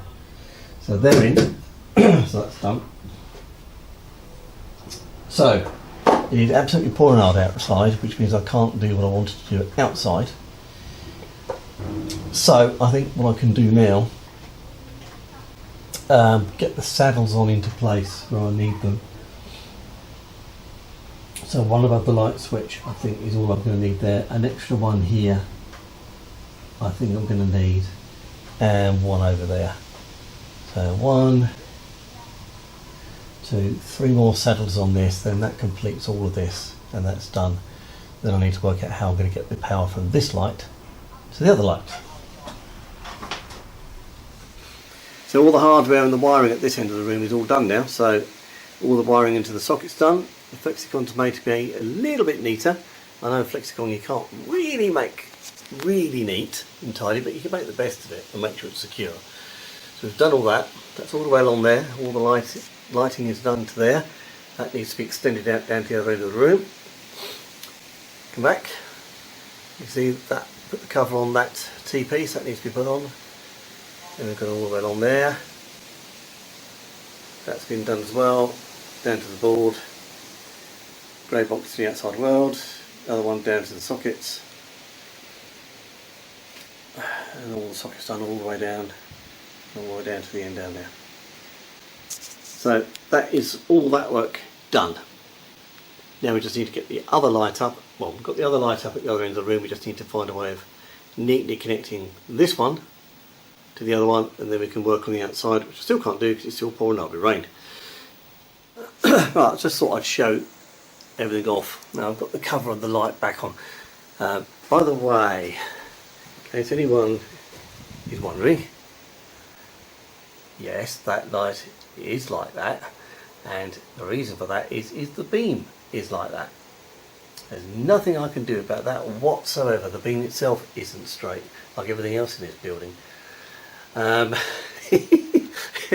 This job has been a challenge, and I've had to make some adaptations and all sorts. So I thought I'd get a bit closer to so you can see how I've done this. You can see a normal PVC connector there. That's been glued into that flexible connector there. Then we come along here, and then on the T-piece. So you can see all three of those are all glued into place. Into those, so that all works really nicely. Come across here, that isn't glued into place. The Flexicon connector is screwed into the PVC connector for the straight piece, and exactly the same has occurred there. Okay, works well. It's tight. It's not coming undone. It's worked really well. Now, whether thread sizes are identical right across every manufacturer, I don't know, or whether it's just pure fluke that I got these two threads were exactly the same. I've no idea. So yes, it's worked for me, and what I'll do is I'll put down in the description who it was I got all these parts from, because I know these fit together. I can't guarantee that different manufacturers will fit together, so just bear that in mind. But I'll put down where I got these parts from, because these work. The flexible conduit and the attachments, they were all got from Toolstation. That I do remember. I can't remember if the PVC connectors came from Screwfix or Toolstation. I cannot remember, but I'll put it down in the description. There we go. Right, so I've got to think about how we're going to do this light. So I was going to go outside, but now I'm not going to. What I'm going to do is I'm going to lay a PVC conduit along the top of that piece of boarding you can see there, which is the worktop. And then we're going to come along here, and then just, here we go, there's the lighting view now. So from the end of the light, flexible conduit to the wall, then hard 20mm PVC conduit along here. I think somewhere about there-ish, there'll be a connector, and then come along to the end, and then Flexicon onto the light. I think that is the neatest and nicest solution. So that is what I'm going to do. We'll come back to you in a moment when I've done it. Saddle there, metal. Saddle there, metal. Then this is a female 20mm adapter. We've got a female 20mm adapter there. And these, then we've got a nut there that connects in, and a nut there that connects in. That's connecting into the flexible adapter, which is this one here and this one here. and a short length of flexible 20mm conduit connected into both of those, all screwed together. That's held in place there. That is going nowhere. That's all pushed in, that's all pushed in. That, I think, is a very elegant solution. I think that looks really nice, really good. I'm really pleased with how that's come out. That is going to be duplicated at the far end. Right, I just thought I'd show you this. This is where we've got up to here. So what I've been doing out here is just getting this prepared, ready to roll. So this is all now attached to the wall. As you, from what I said earlier on, we've actually extended this down. This is obviously the SWA cable that's going to go back to the main building. This is the earth from the earth rod, which is on the other side of the building. As you see, that's come up through, and I've isolated it from the earthing block here. That's plastic there. That is not touching that, and that won't touch that either. So there's two lots of protection there between there and here. So that is not going to go anywhere near this. But then none of the earthing is going to come through here. Well, that's not true. The SWA sheath obviously will be connected into here and will actually be on here. But I'm not going to connect this, isn't going to the box. So the earthing of the sheath ends here. Remember what I said earlier on in the video, that the actual protection for this is coming from the main building. The earthing on the sheath will be connected into the main consumer unit over there. So I'm going to run that up and through here. These boxes I will put in the description as to which ones they are. They're Whisker 302s, I think, but I might be wrong. And these actually fit these boxes. Okay, they do other ones for the larger boxes. You might have remembered that was the original. No, that's not the original larger box. Oh, that was the original larger box, which I had on there. But these are 25mm cutouts. That's why I went back to these. These are 20mm cutouts. But I've got Wago 40 amp connectors, which I will show you later for this. So I'm going to use those. So I'm going to run that up into here and into the consumer unit, and then we'll go from there. You'll notice that we've had a bit of a bust out on the other side of this wall, which I'm going to have to fill. I'm going to have to do that, unfortunately. Like you say, this is so thin that it's unavoidable. I don't see a way we could avoid it. This is solid concrete with massive great rocks in it. It's like, if anyone's done any geology, it's like breccia. It's like that kind of stuff. The stuff in between the really big pieces of rock and stone, it just crumbles the moment you try and drill into it. So, you know, it's been a real problem. So I'm going to fill the other side of this. So I will do that when I'm all finished.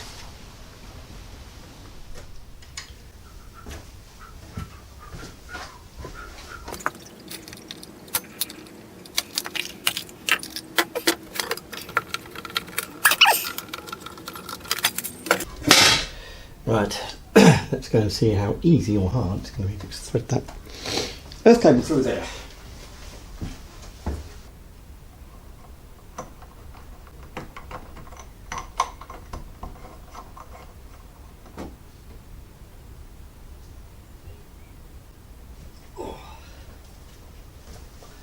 There, oh, well, there we go. Right, let's pull that through.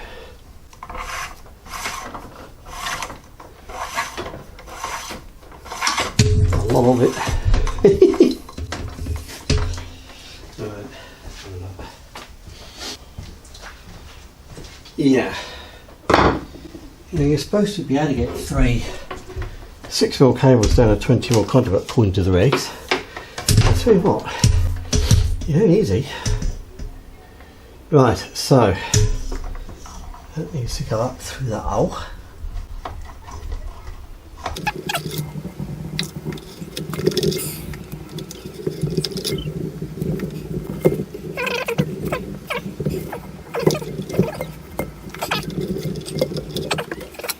Right, you straight up and around the back, please.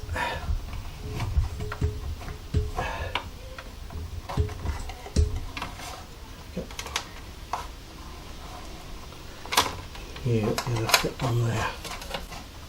So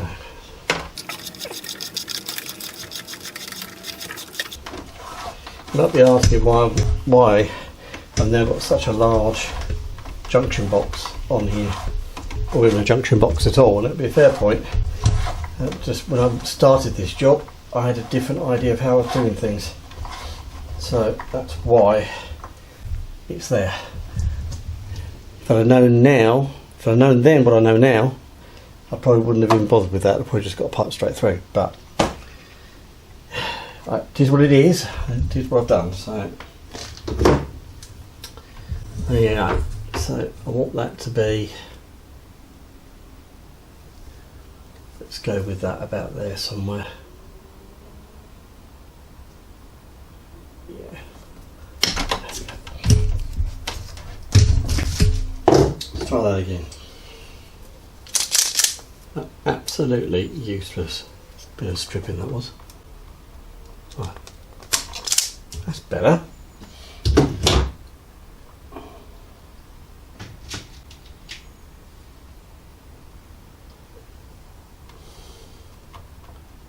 Yeah. Right, where's the Grimpy? Where's the Grimpy Grimper? Right, get that in there.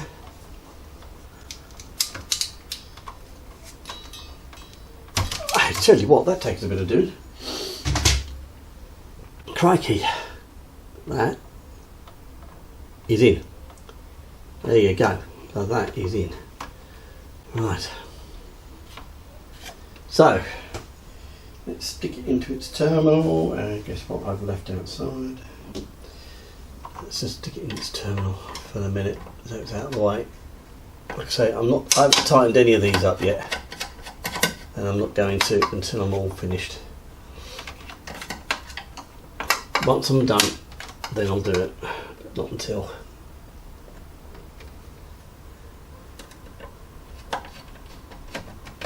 There we go. Yeah, that's nice. Might sort that out later. Yeah, I'll sort that out later, tidy that up later. That's probably so it's maybe a bit over long. It's just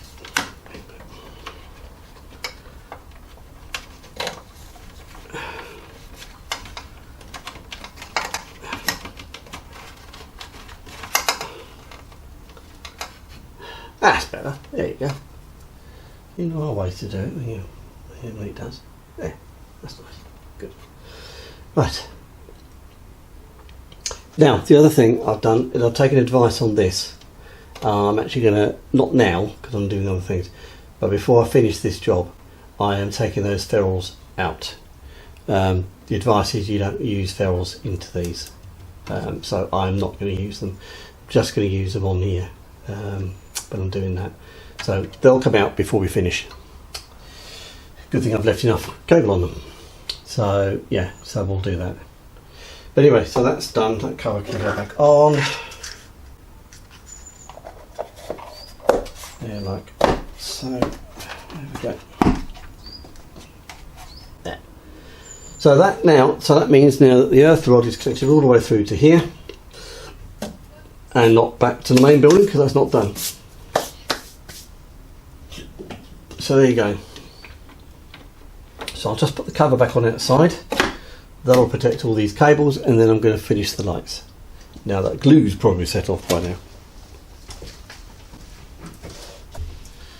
I just want to do a close-up view so you can actually see where all those terminations are.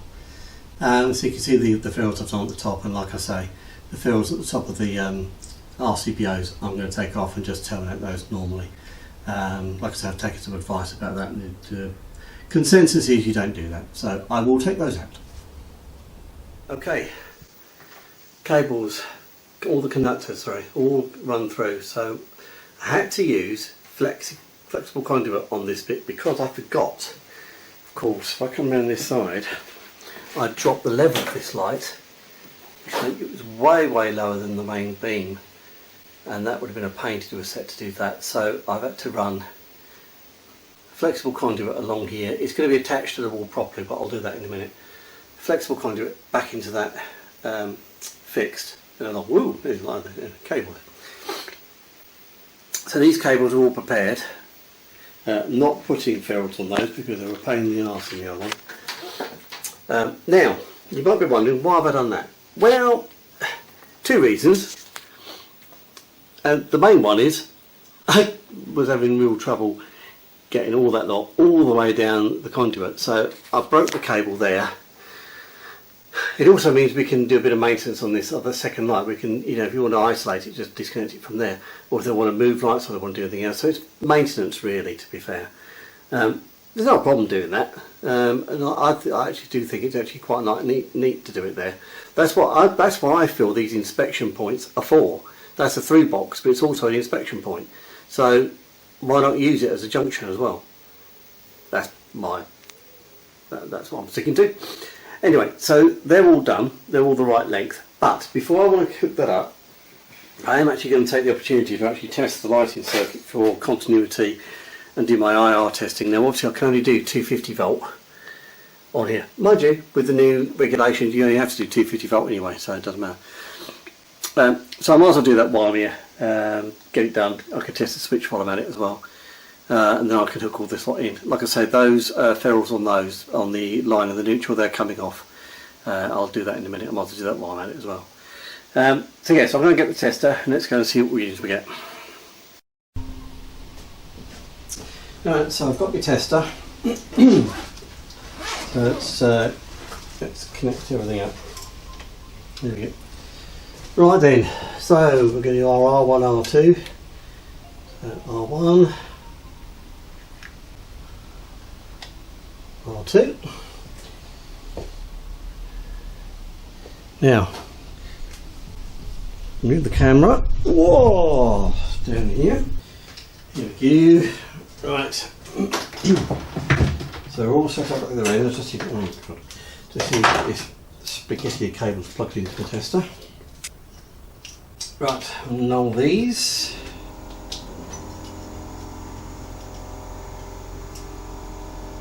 There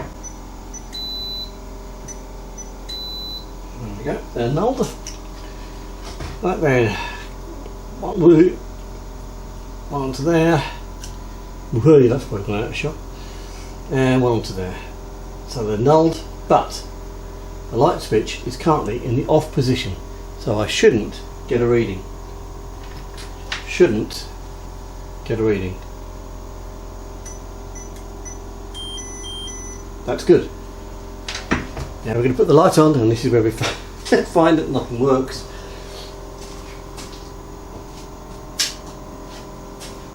Light switch is on.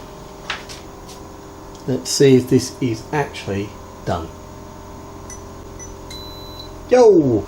1.07, 90, 88, 89, 91, 91, 94, 95, 109, 1.09, 1.32. Now it could be because obviously you can see them, these are dangling right off these cables, so that's probably the reason why. 0.34 now, so 0.34, 0.34. Alright, we're stable at 0.34 now. 0.36. I think we'll re-null these leads. Let's try this again, shall we? Turn it off, continuity. See what I'm going to do. I do have the odd problem with this, the earth part of this. So I'm going to switch it back. I'm going to use the blue. Doesn't matter. But there are occasions when I've had issues with the green. I'm going to have to get myself some new cables. I think we'll just grab the other crocodile clip. It's just fluctuating a bit too much for my liking, so I just want to prove that there isn't a problem. So we'll null these leads down.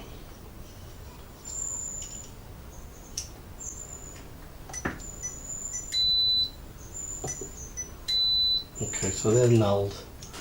Let's try this.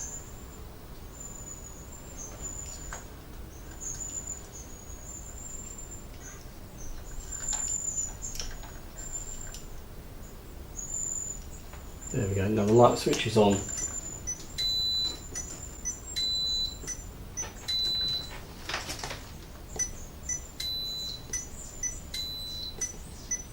Yeah, there's something wrong with those, the green ones on these leads. That's now stable at 0.29. Yeah. So I've got a problem with, I'm going to have to replace one of my test leads. Good job.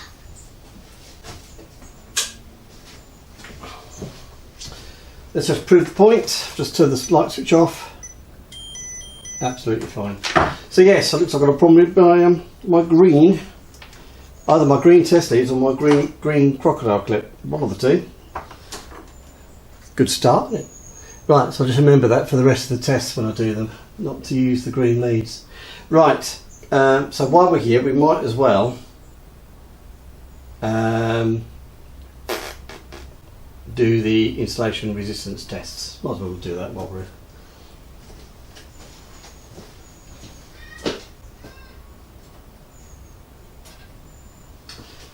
So I've removed the jumper from the board. Okay, so we've got the line and the R1 and R2 here, and they are totally separate. Going back to the board. The board isn't connected up. Okay, so there should be nothing. So let's put us on to IR testing. So there we go. So on the IR testing, 250 volt.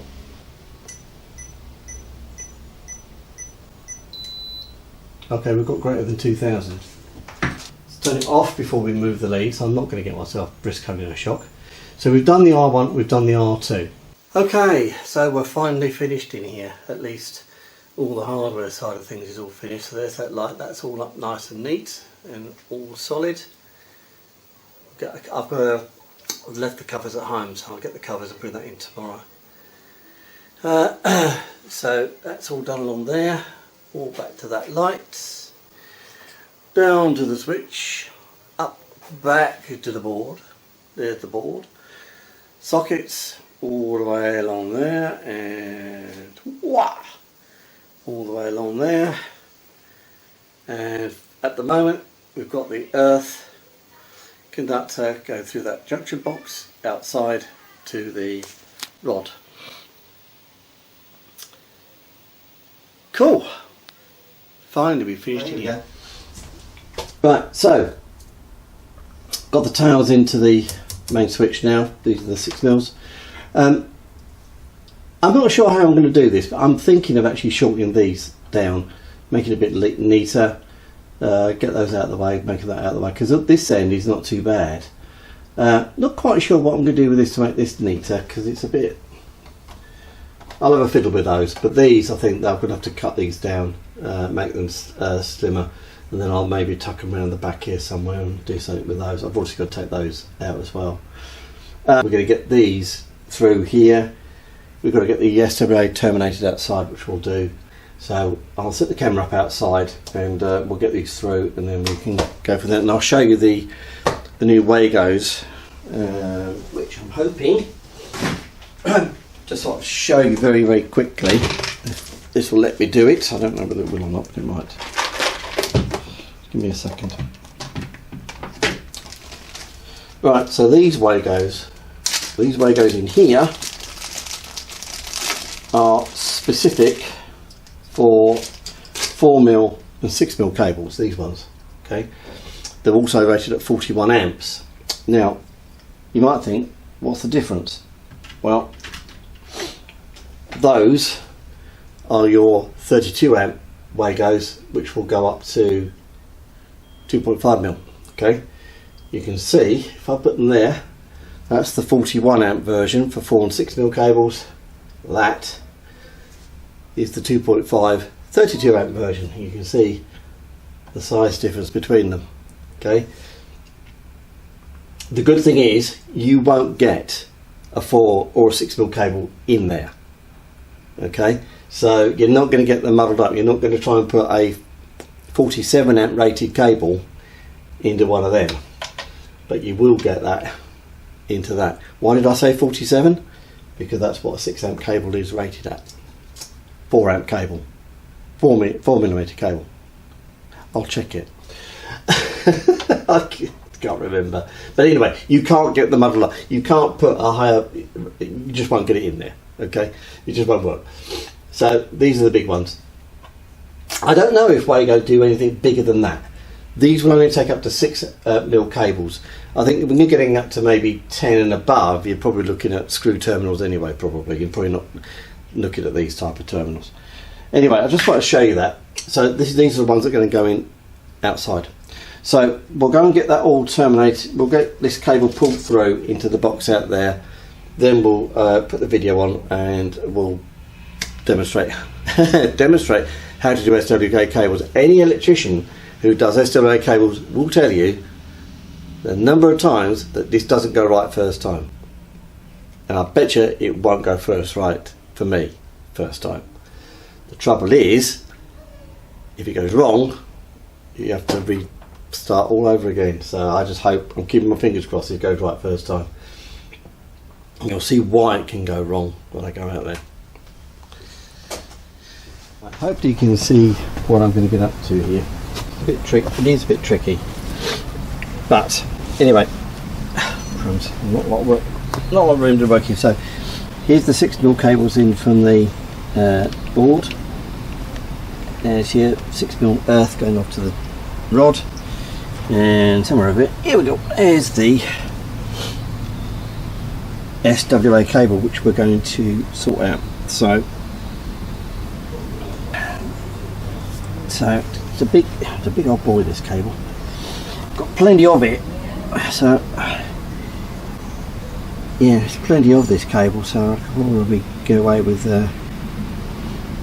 stripping this right back. Oh, let's have a look, see what we can do here. So this is the storm gland that I was talking about, so we'll just unscrew that. These screws hold it into place, you see. And I'm going to gently put it into place, and probably get rid of the bottom 2 pieces.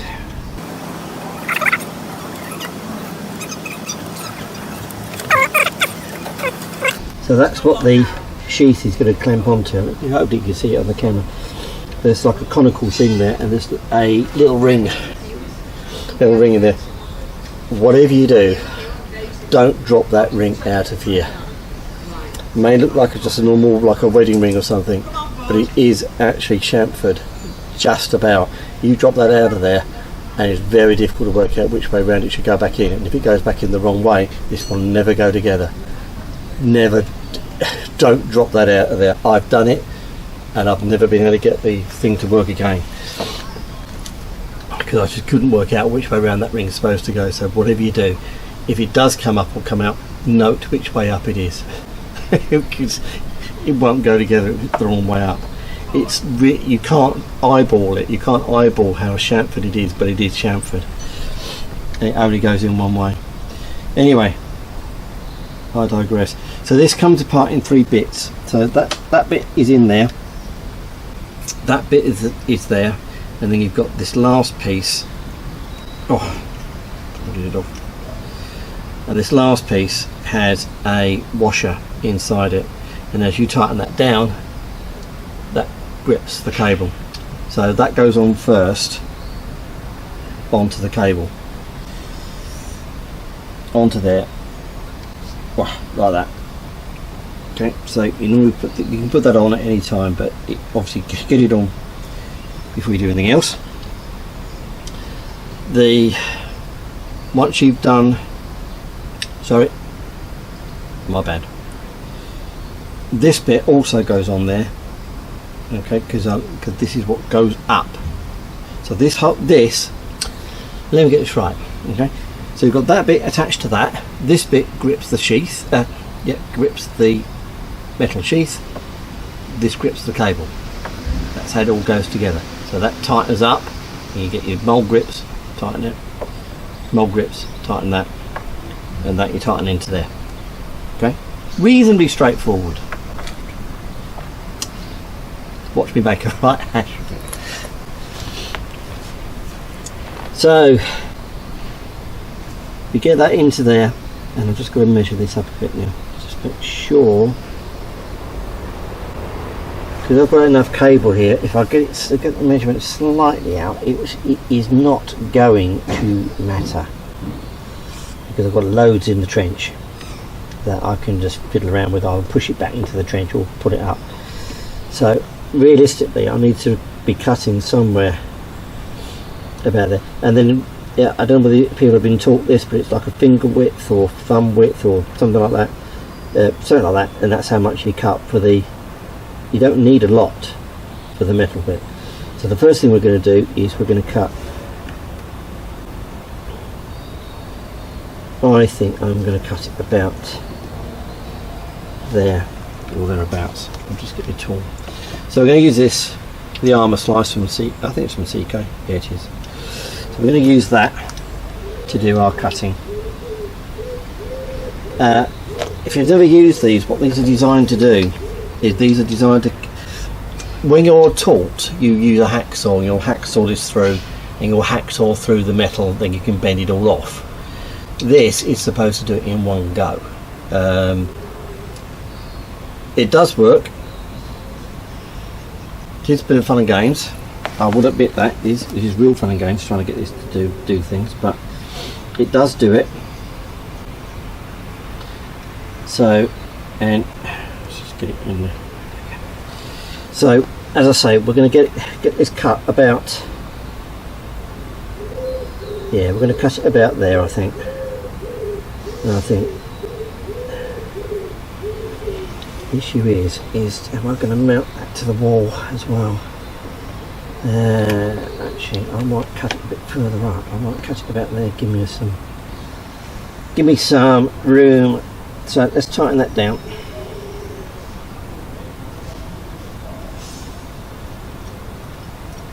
Let's tighten that down. There we go. Right, let's see if we can do this first time.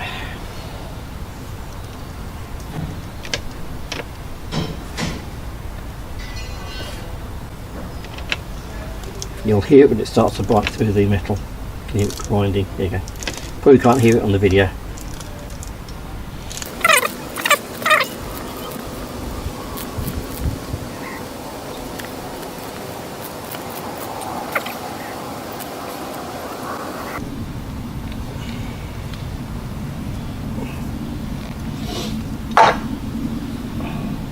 Okay.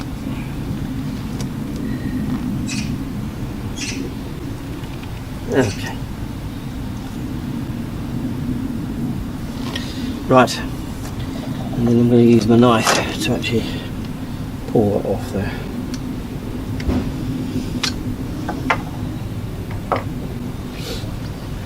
Now, probably been taught you cut away from me when you're doing this.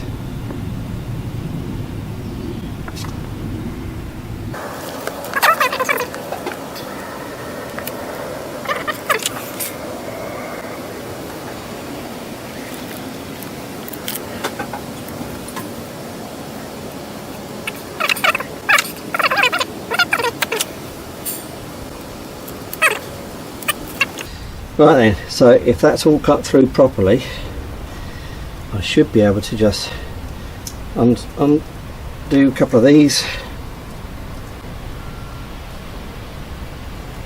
bend them down, and they should just come off.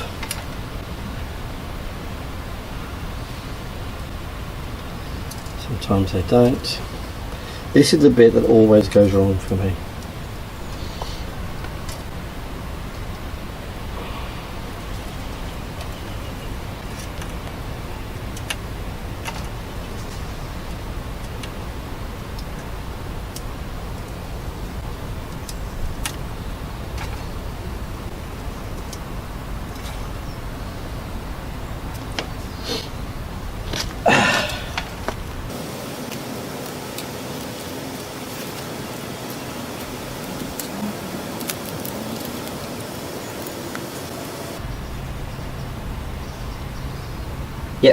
and it's done exactly that.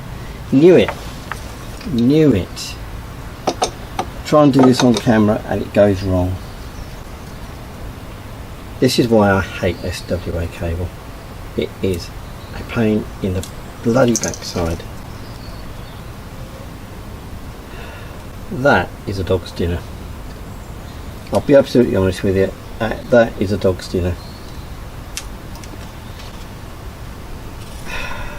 That is a dog's dinner. I'm not happy with that. Absolute dog's dinner.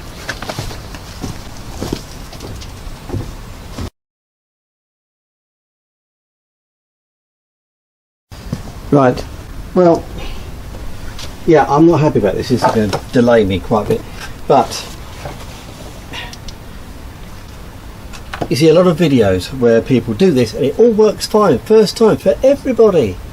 No, it doesn't. It doesn't work for everybody first time. Sometimes it goes to cack, which is exactly what's happened here.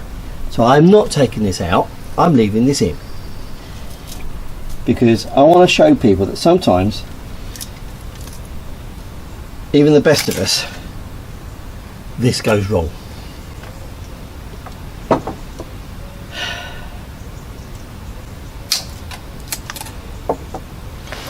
So,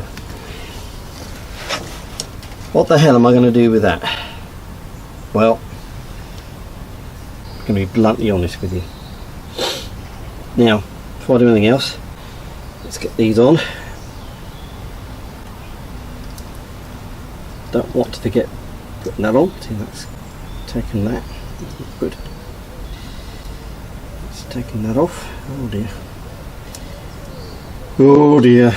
I've got grave doubts about this, if I'm honest. But at least I'm showing you what can go wrong with doing these SWA cables. Let's hope at the other end it goes right, and I can show you the way it is supposed to look. SWA take 2. Right, so as you can see, we've run the cables into the main building now, so we just need to get this one terminated in. I put a new blade into this because the old blade was shot, which is probably why part of the reason why I might have been in trouble at the other end.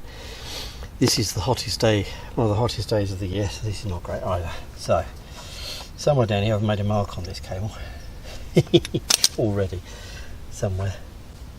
Just get this cable, push your phones on those. When it's on 15, I'm going to put it on charge.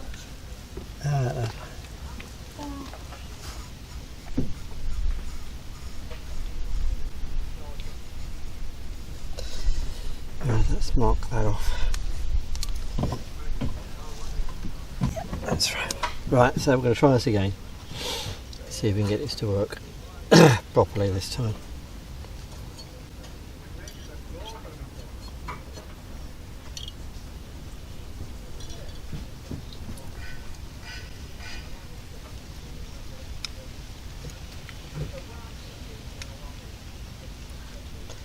So I'm going to cut about there, go in the right direction of the cutter. Yes. That way. So let's see how we get on this time.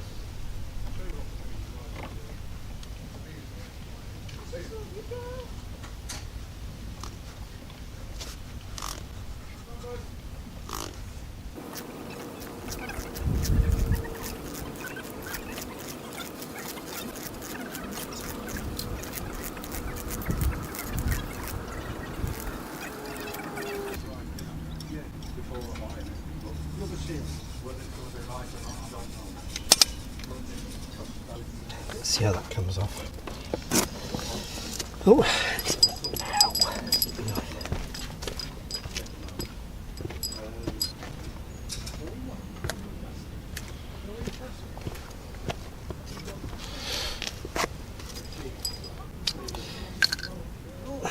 cut away from you.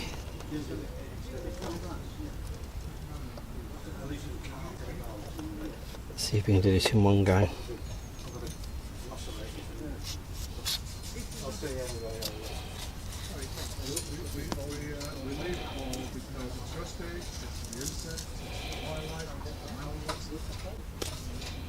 No.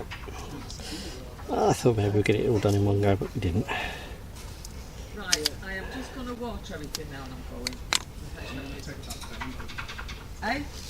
There we go. It's been away for 2 weeks, take it down. Roll it. There you go. Okay, let's see if this all comes off in one. It probably won't. Let's just take it.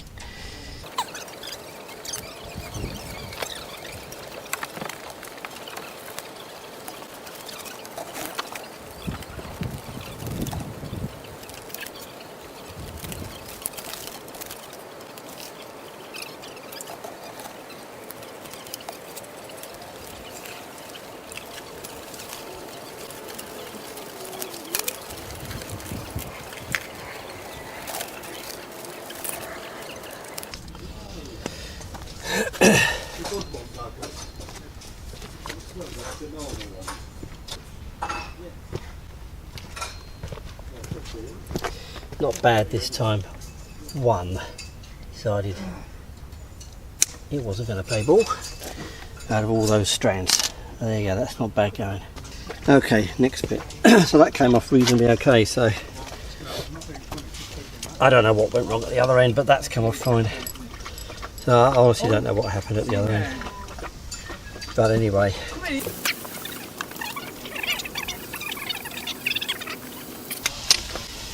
Whipping, there he is. Oh, my knife! Alright, let's cut that back. And that's done. Oh, right in my eyes.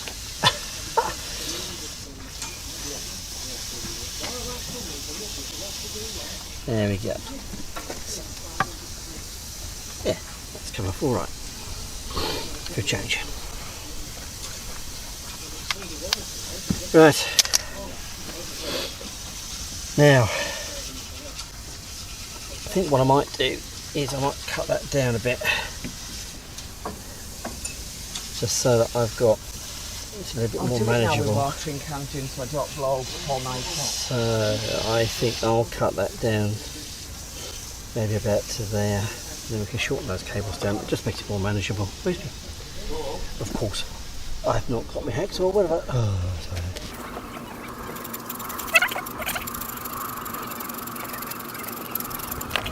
Right.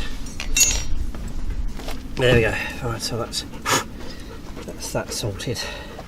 That's in the way. Right. So now what I might do is I might actually get to that there. There. And strip that back while I'm here.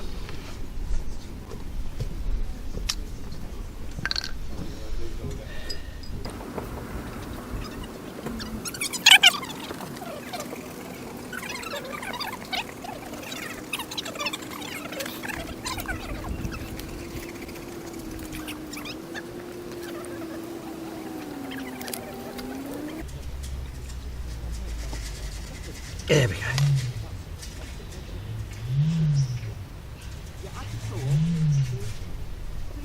Yeah, right, so I don't have to worry about stripping that later either. That was the other mistake I made with the other end. Right, now the difficult bit is getting that on there. What I'm going to do, I'm going to take that off the wall and do this.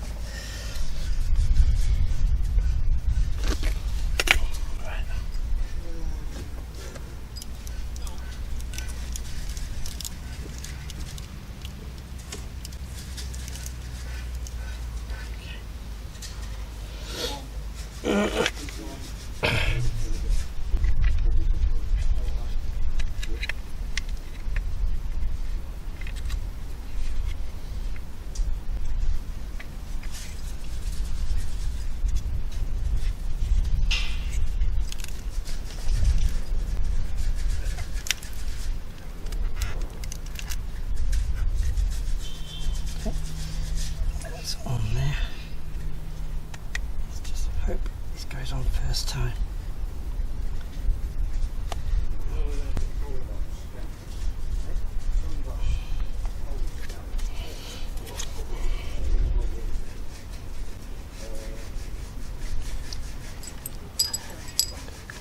and that is how it's supposed to work. I do know what I'm doing. Right, so that's actually gone on absolutely first time, and at the other end, where you saw what happened at the other end, that's when SWA termination goes completely wrong. This one shows you how it goes completely right. So there you go. Obviously I need to tighten that up, obviously. I obviously need to get the gland on, but it's on. That's the point, it's on.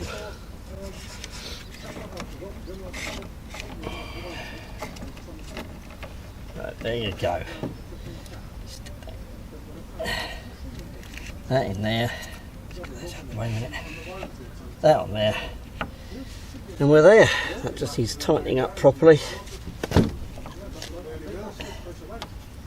Obviously I've got to hook that on into onto there, and that piece just basically screws onto there to grip the cable.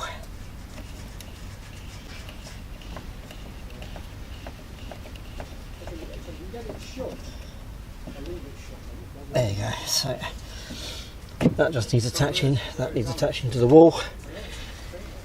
Oh, I'm going to strip and crimp the earth down first. Then that's done and out of the way. Let's put that cover on that knife so we don't get hurt with that. Oh, on that. So what we've got here, let's move those out of the way just for a minute. We don't need those for a second. So what we've got, there's the earth screw, so we're going to get a screw onto that. So it's going to be a yellow crimp terminal. Not quite sure which size, so let's get my screwdriver.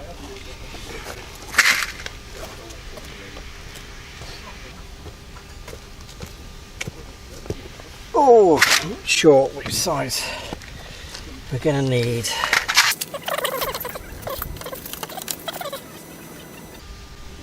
Let's see which one it is. That's quite small, so we can get away with a relatively small one, I think. See what we've got in this box of tricks of mine. That is, oh, there you go. That'll do nicely. There we go. It's one of them. Right, let's strip. Now, these cables don't like to bend too much, so I think we'll do that. So I think we'll cut it about there. Start of those labels. There we go. And we'll strip that back.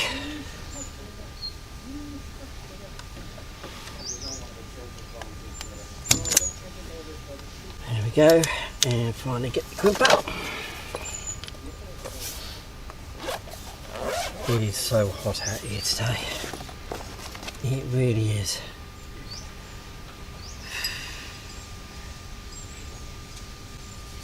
There we go.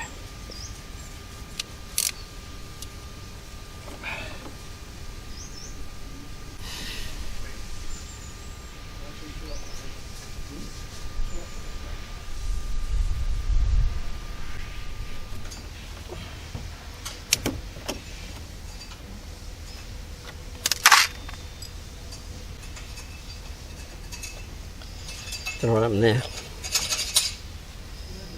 Anyway, that's on.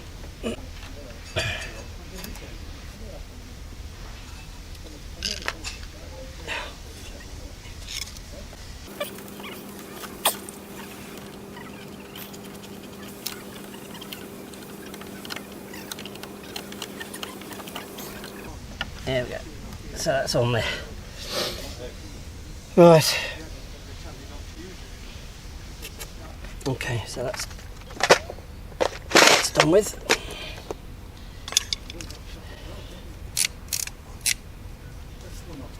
That's done with.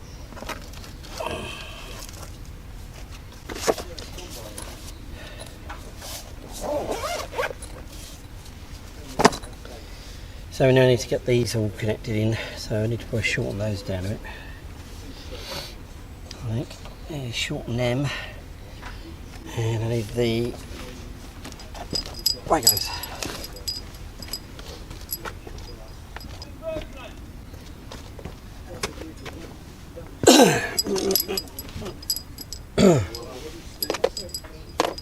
Right, so probably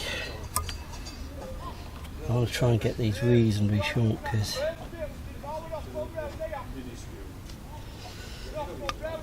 try and get them reasonably short so that I can actually work with them. About that long.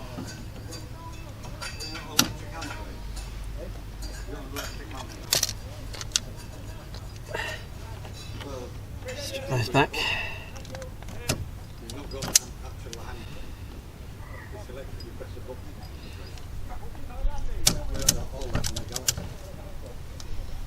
Okay.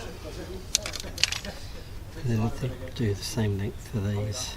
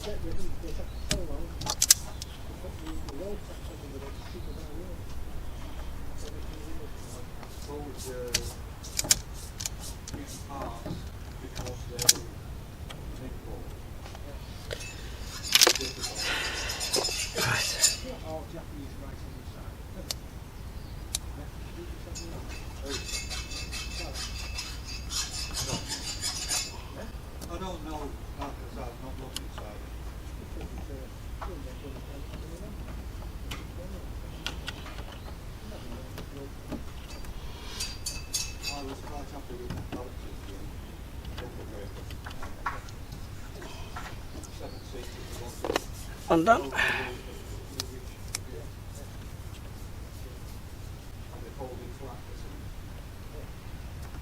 Undone.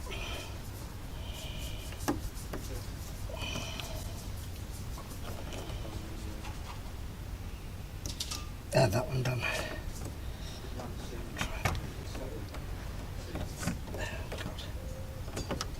Into there.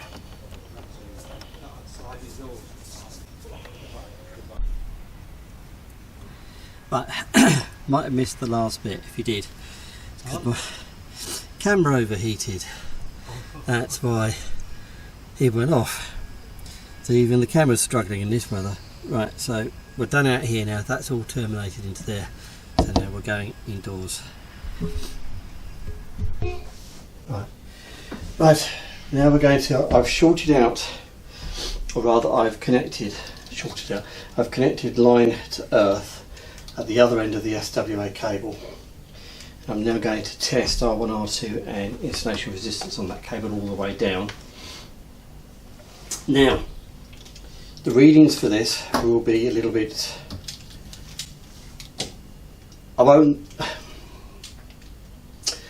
at home I've done the calculations for what I should be seeing on this, and I will flick to that in just a second.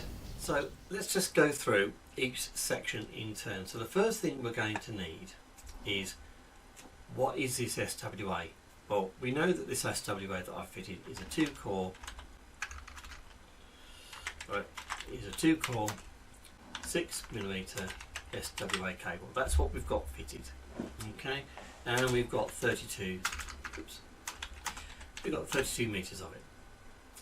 So let's go through this. So referring to table I1 in the on-site guide. Okay, so look up 6mm SWA, gives us a value of 3.08 ohms per kilometre. Nice and straightforward. Okay, nice and straightforward. However, that is the only information you can get out of the on-site guide.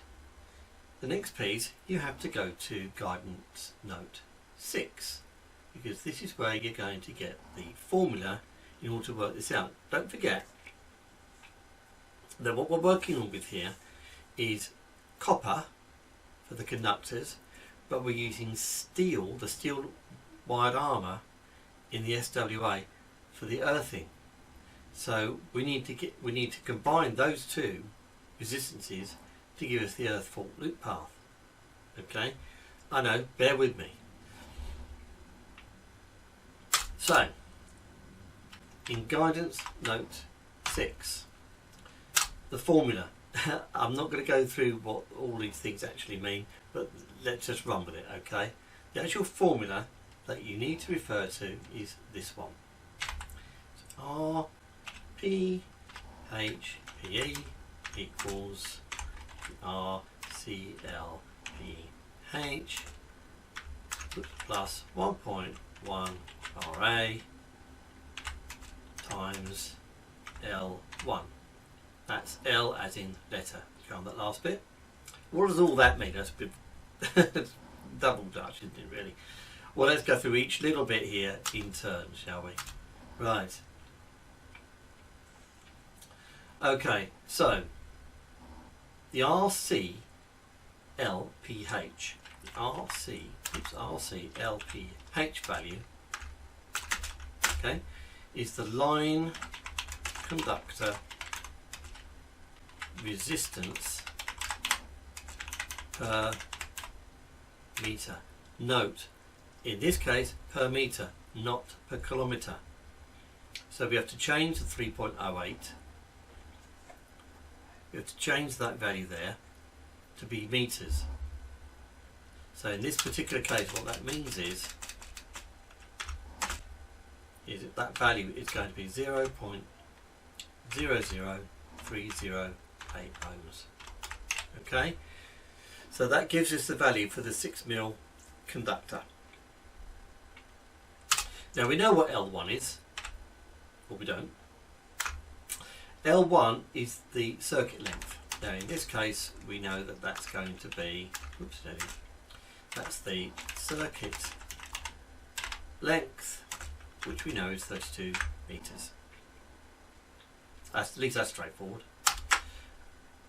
So what the heck is RA, you might be asking? Right, RA is the DC resistance of the armour. Now you won't find that in Guidance Note 6 or any BS 7671 publication. But where you can find it, if you search for it on the internet though, there are several places you can find it. In my particular case, I'll just write this down so we know RA is going to be the DC resistance of the armour, and I found the value for what this particular cable is from a website called elexon.co.uk, and it's on that website. Okay, but if you search Google for resistance of armour or something along those lines, this is what you come up with. There are other websites. This is the one I found. So in this case, what I found was for a 2-core 6mm SWA cable, the resistance is 7.0 ohms per kilometre. But we need all these values in per metres, so in actual fact it is 0.007 ohms per metre. Are we all following this so far? I do hope so. So we now have all the values for this lovely calculation, and you might already now realise that the RPHPE is the earth fault loop path value that we want to see when we actually do this test, and you'll see on the video in a minute. So let's go down. So let's fill in all the values in, shall we? Let's see what we come up with. So we have RPHPE. Let's fill in the values.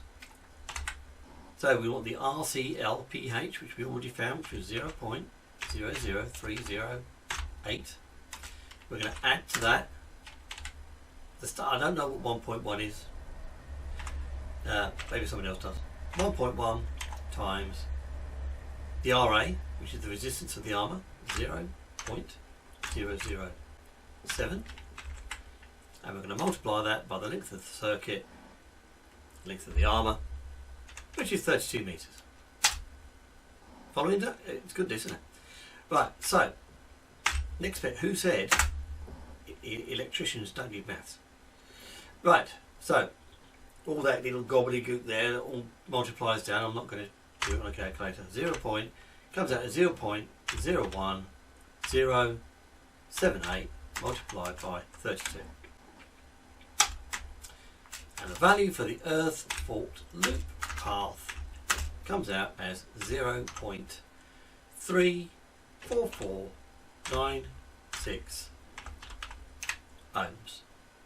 So the value we want to see when we actually do the test in the ballpark of that region. Now, like I've said before, this is under perfect conditions. In the real world, it may not be near that, or rather I should say it should be within the ballpark of that figure. Now, my QTech tester has a margin of error of 0.05. So you could argue that if I've got a value somewhere between 0.29 and 0.39, we would be pretty happy with that. But like I say, this is under perfect conditions.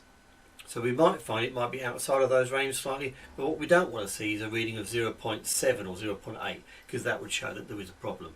But if it was 0.4, that kind of range, I think we could live with that. But that's what we want to be seeing. So let's go back to the real world and let's see what we actually get. So now you've seen the readings that I'm expecting under ideal conditions, and it's incredibly hot out there today and the cable is buried. So you know those readings are under ideal conditions. So I'm not expecting these to be exactly the same, but it has given me an idea of what to expect. So we're going to hook these up, see what R1, R2 readings we actually get.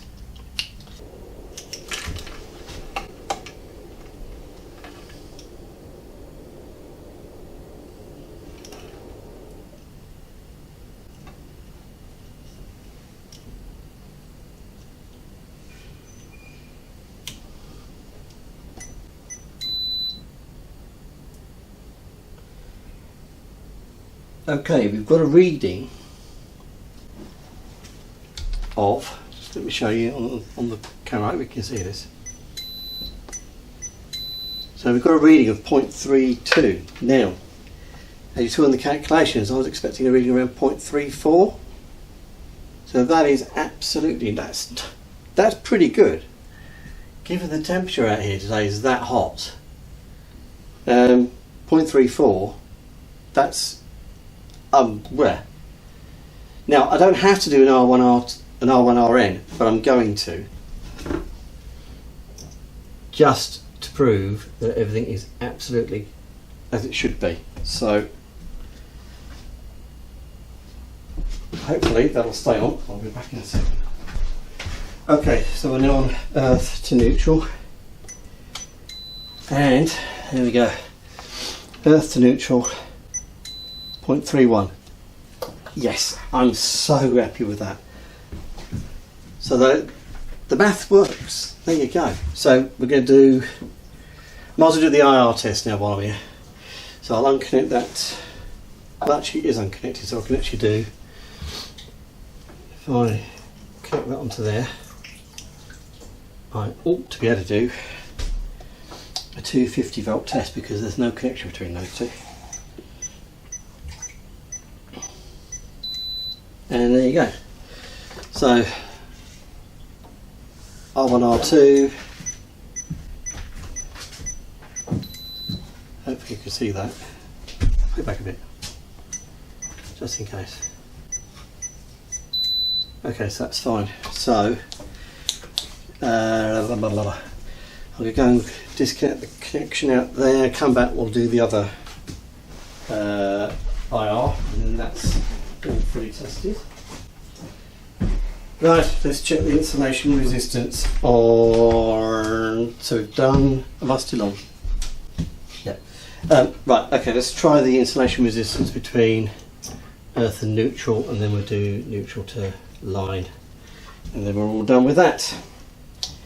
Now, so we can do the neutral to line because there's nothing connected to it, so just do that. Yeah, greater than 2000, that's absolutely fine. And let's turn that off on. And we'll just do line neutral just for completeness. And then we're sorted. So 250 volt insulation test. Yep, brilliant. So that's tested everything, that entire path from here all the way to the other board. Excellent. Now, one thing I will say about the calculation, that calculation I did was for the length of the SWA cable, which is 32 metres long. These are only a metre either end, so it's only adding 2 metres of this. And if you actually look at the 6mm singles values, they're negligible when you look at the bigger reading. The margin of error is 0.05 and these are well within that, so there's no point me actually doing that. But obviously I've done it, you know, I've done it now, so, and the reading has come out absolutely perfect, so I'm happy with that. Now, so that's all the dead test for all the circuits. So this circuit, this is a circuit, isn't it? So that circuit's done, all the dead tests for the circuits down there are all done. So we can get this hooked up into this board now. And then the next test I need to do is down the other end, where I need to test the ZE for that board and the earth rod and see what that comes out as. Now that should be less than 200 ohms. I'm hoping it'll be way less than that, but we won't know until we do it. So that test needs to be done. And then we need to do, then when that's all done, we can power up and we can finally do the RCBO tests down there, because we've done the RCD test up here, that's fine, although I might repeat it anyway. RCBO test down there, and that is all the tests done.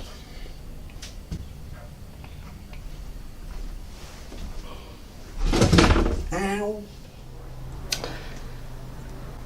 So we're finished at that end, that's all wired in as you saw.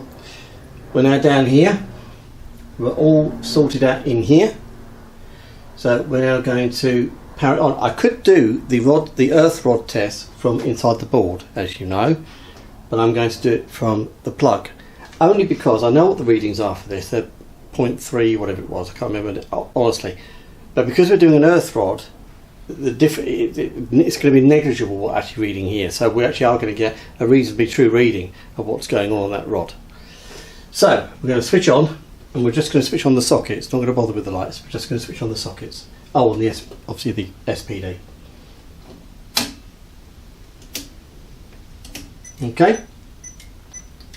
Now already I have a tester on when I did that. So the tester's reading 245 volts, absolutely fine. We've got it set to no trip. And let's see what that reading is on that earth rod. Don't forget, in BS7671, it has to be below 200 ohms. Anything below 100 is good. It's bone dry outside. It's one of the hottest days of the year. So let's see what we get.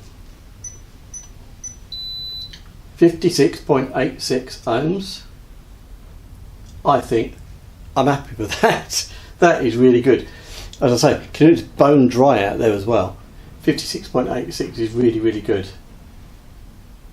So that is brilliant. So the only test we're left with now is the RCD tests. So, or the RCBO tests, I should say. Now we can do the socket one, not a problem. So we're going to set it to 30 milliamp auto. Okay, and let's hopefully see that we are going to get this RCBO tripping. It shouldn't go anywhere near the one in the main building. Shouldn't go anywhere near it. Yep, that's okay.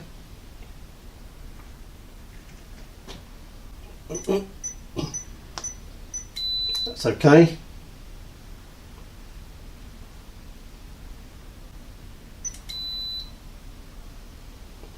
Passed, but didn't trip that RCBO.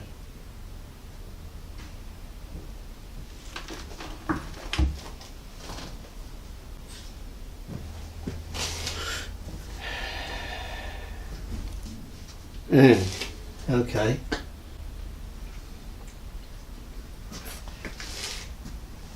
Let's go back to the main building. You alright, mate? Yeah, I think so.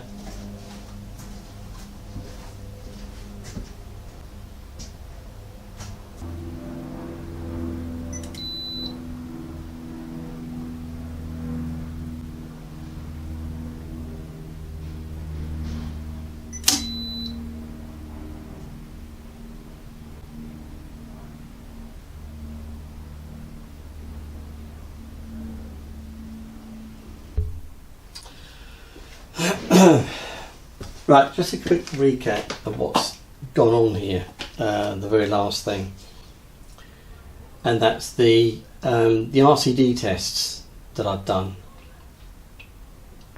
haven't done what I was expecting them to do, so I need to think about this really. There is nothing in the regulations or inspections that dictate that if you've got an RCD and you don't know which one's going to trigger, that's a failure. It's more of an observation, to be honest. But that's exactly what we've got here. Sometimes these RCBOs are tripping off during the testing. Sometimes the RCD in the main building is tripping off, and of course it trips off everything in the main building. Why that's happening, I'm not entirely sure. Don't get me wrong, the installation is perfectly safe. The RCDs have passed their tests. They're doing what they're supposed to do. But you just don't know which one's going to trip. Whether it's going to be this one in here or it'll trip the main building. So that is an issue which I'm going to have to think about.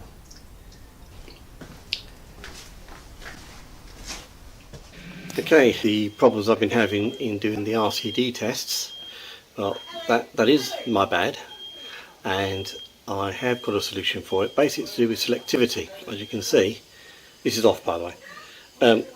This is an RCD which covers all of these MCBs, and that last one there goes down to the board. So of course this RCD covers that.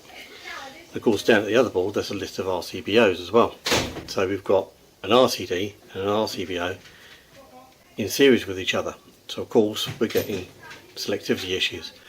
So what I'm doing, or what I will be doing in a week or two's time, is I'm going to be replacing that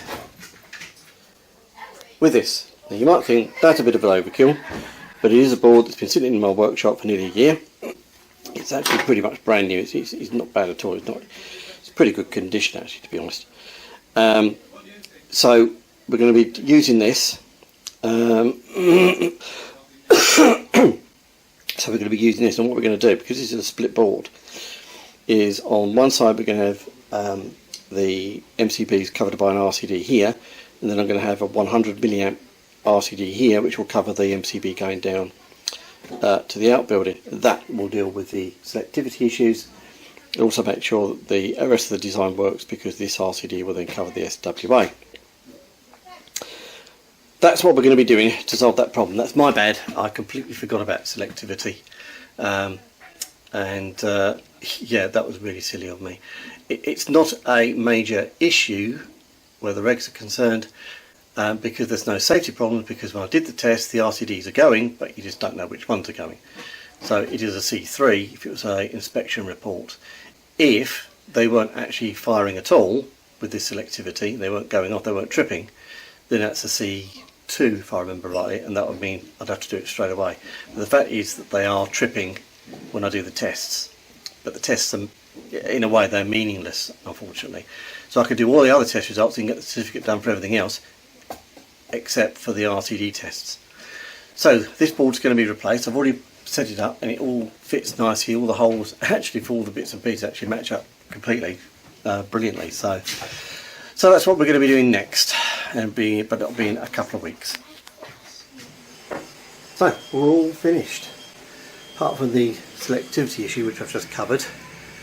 We are all done. I just need to do the paperwork now, which I'll probably go through as to how that all works. Hello Teddy. Got our little dog here today. Ted. Teddy, come here darling. Come on, they're running with tractors. Come on sweetheart. Come on darling. You stay with Daddy. There you go. Good boy. So you stay there. Stay there sweetheart. No Ted, stay there. Yeah, he does his told. Yeah, so I'm really pleased. So I'll be back in a week or two's time to fit the replacement consuming unit up the other end, and that will deal with the selectivity issue. As I mentioned, I don't have to do that because it's a C3 on inspection, but I just want to finish it off and make sure it all works properly. Like I say, I'll go through the paperwork. It's slightly different for a TT system, so I'll go through the reasons why I've got to fill certain things in a different way, and I'll go through it all. But anyway, so yeah, I'm pleased. It's all finished and I'm dead chuffed, and so are the people at the park. So yeah, we'll see you next time.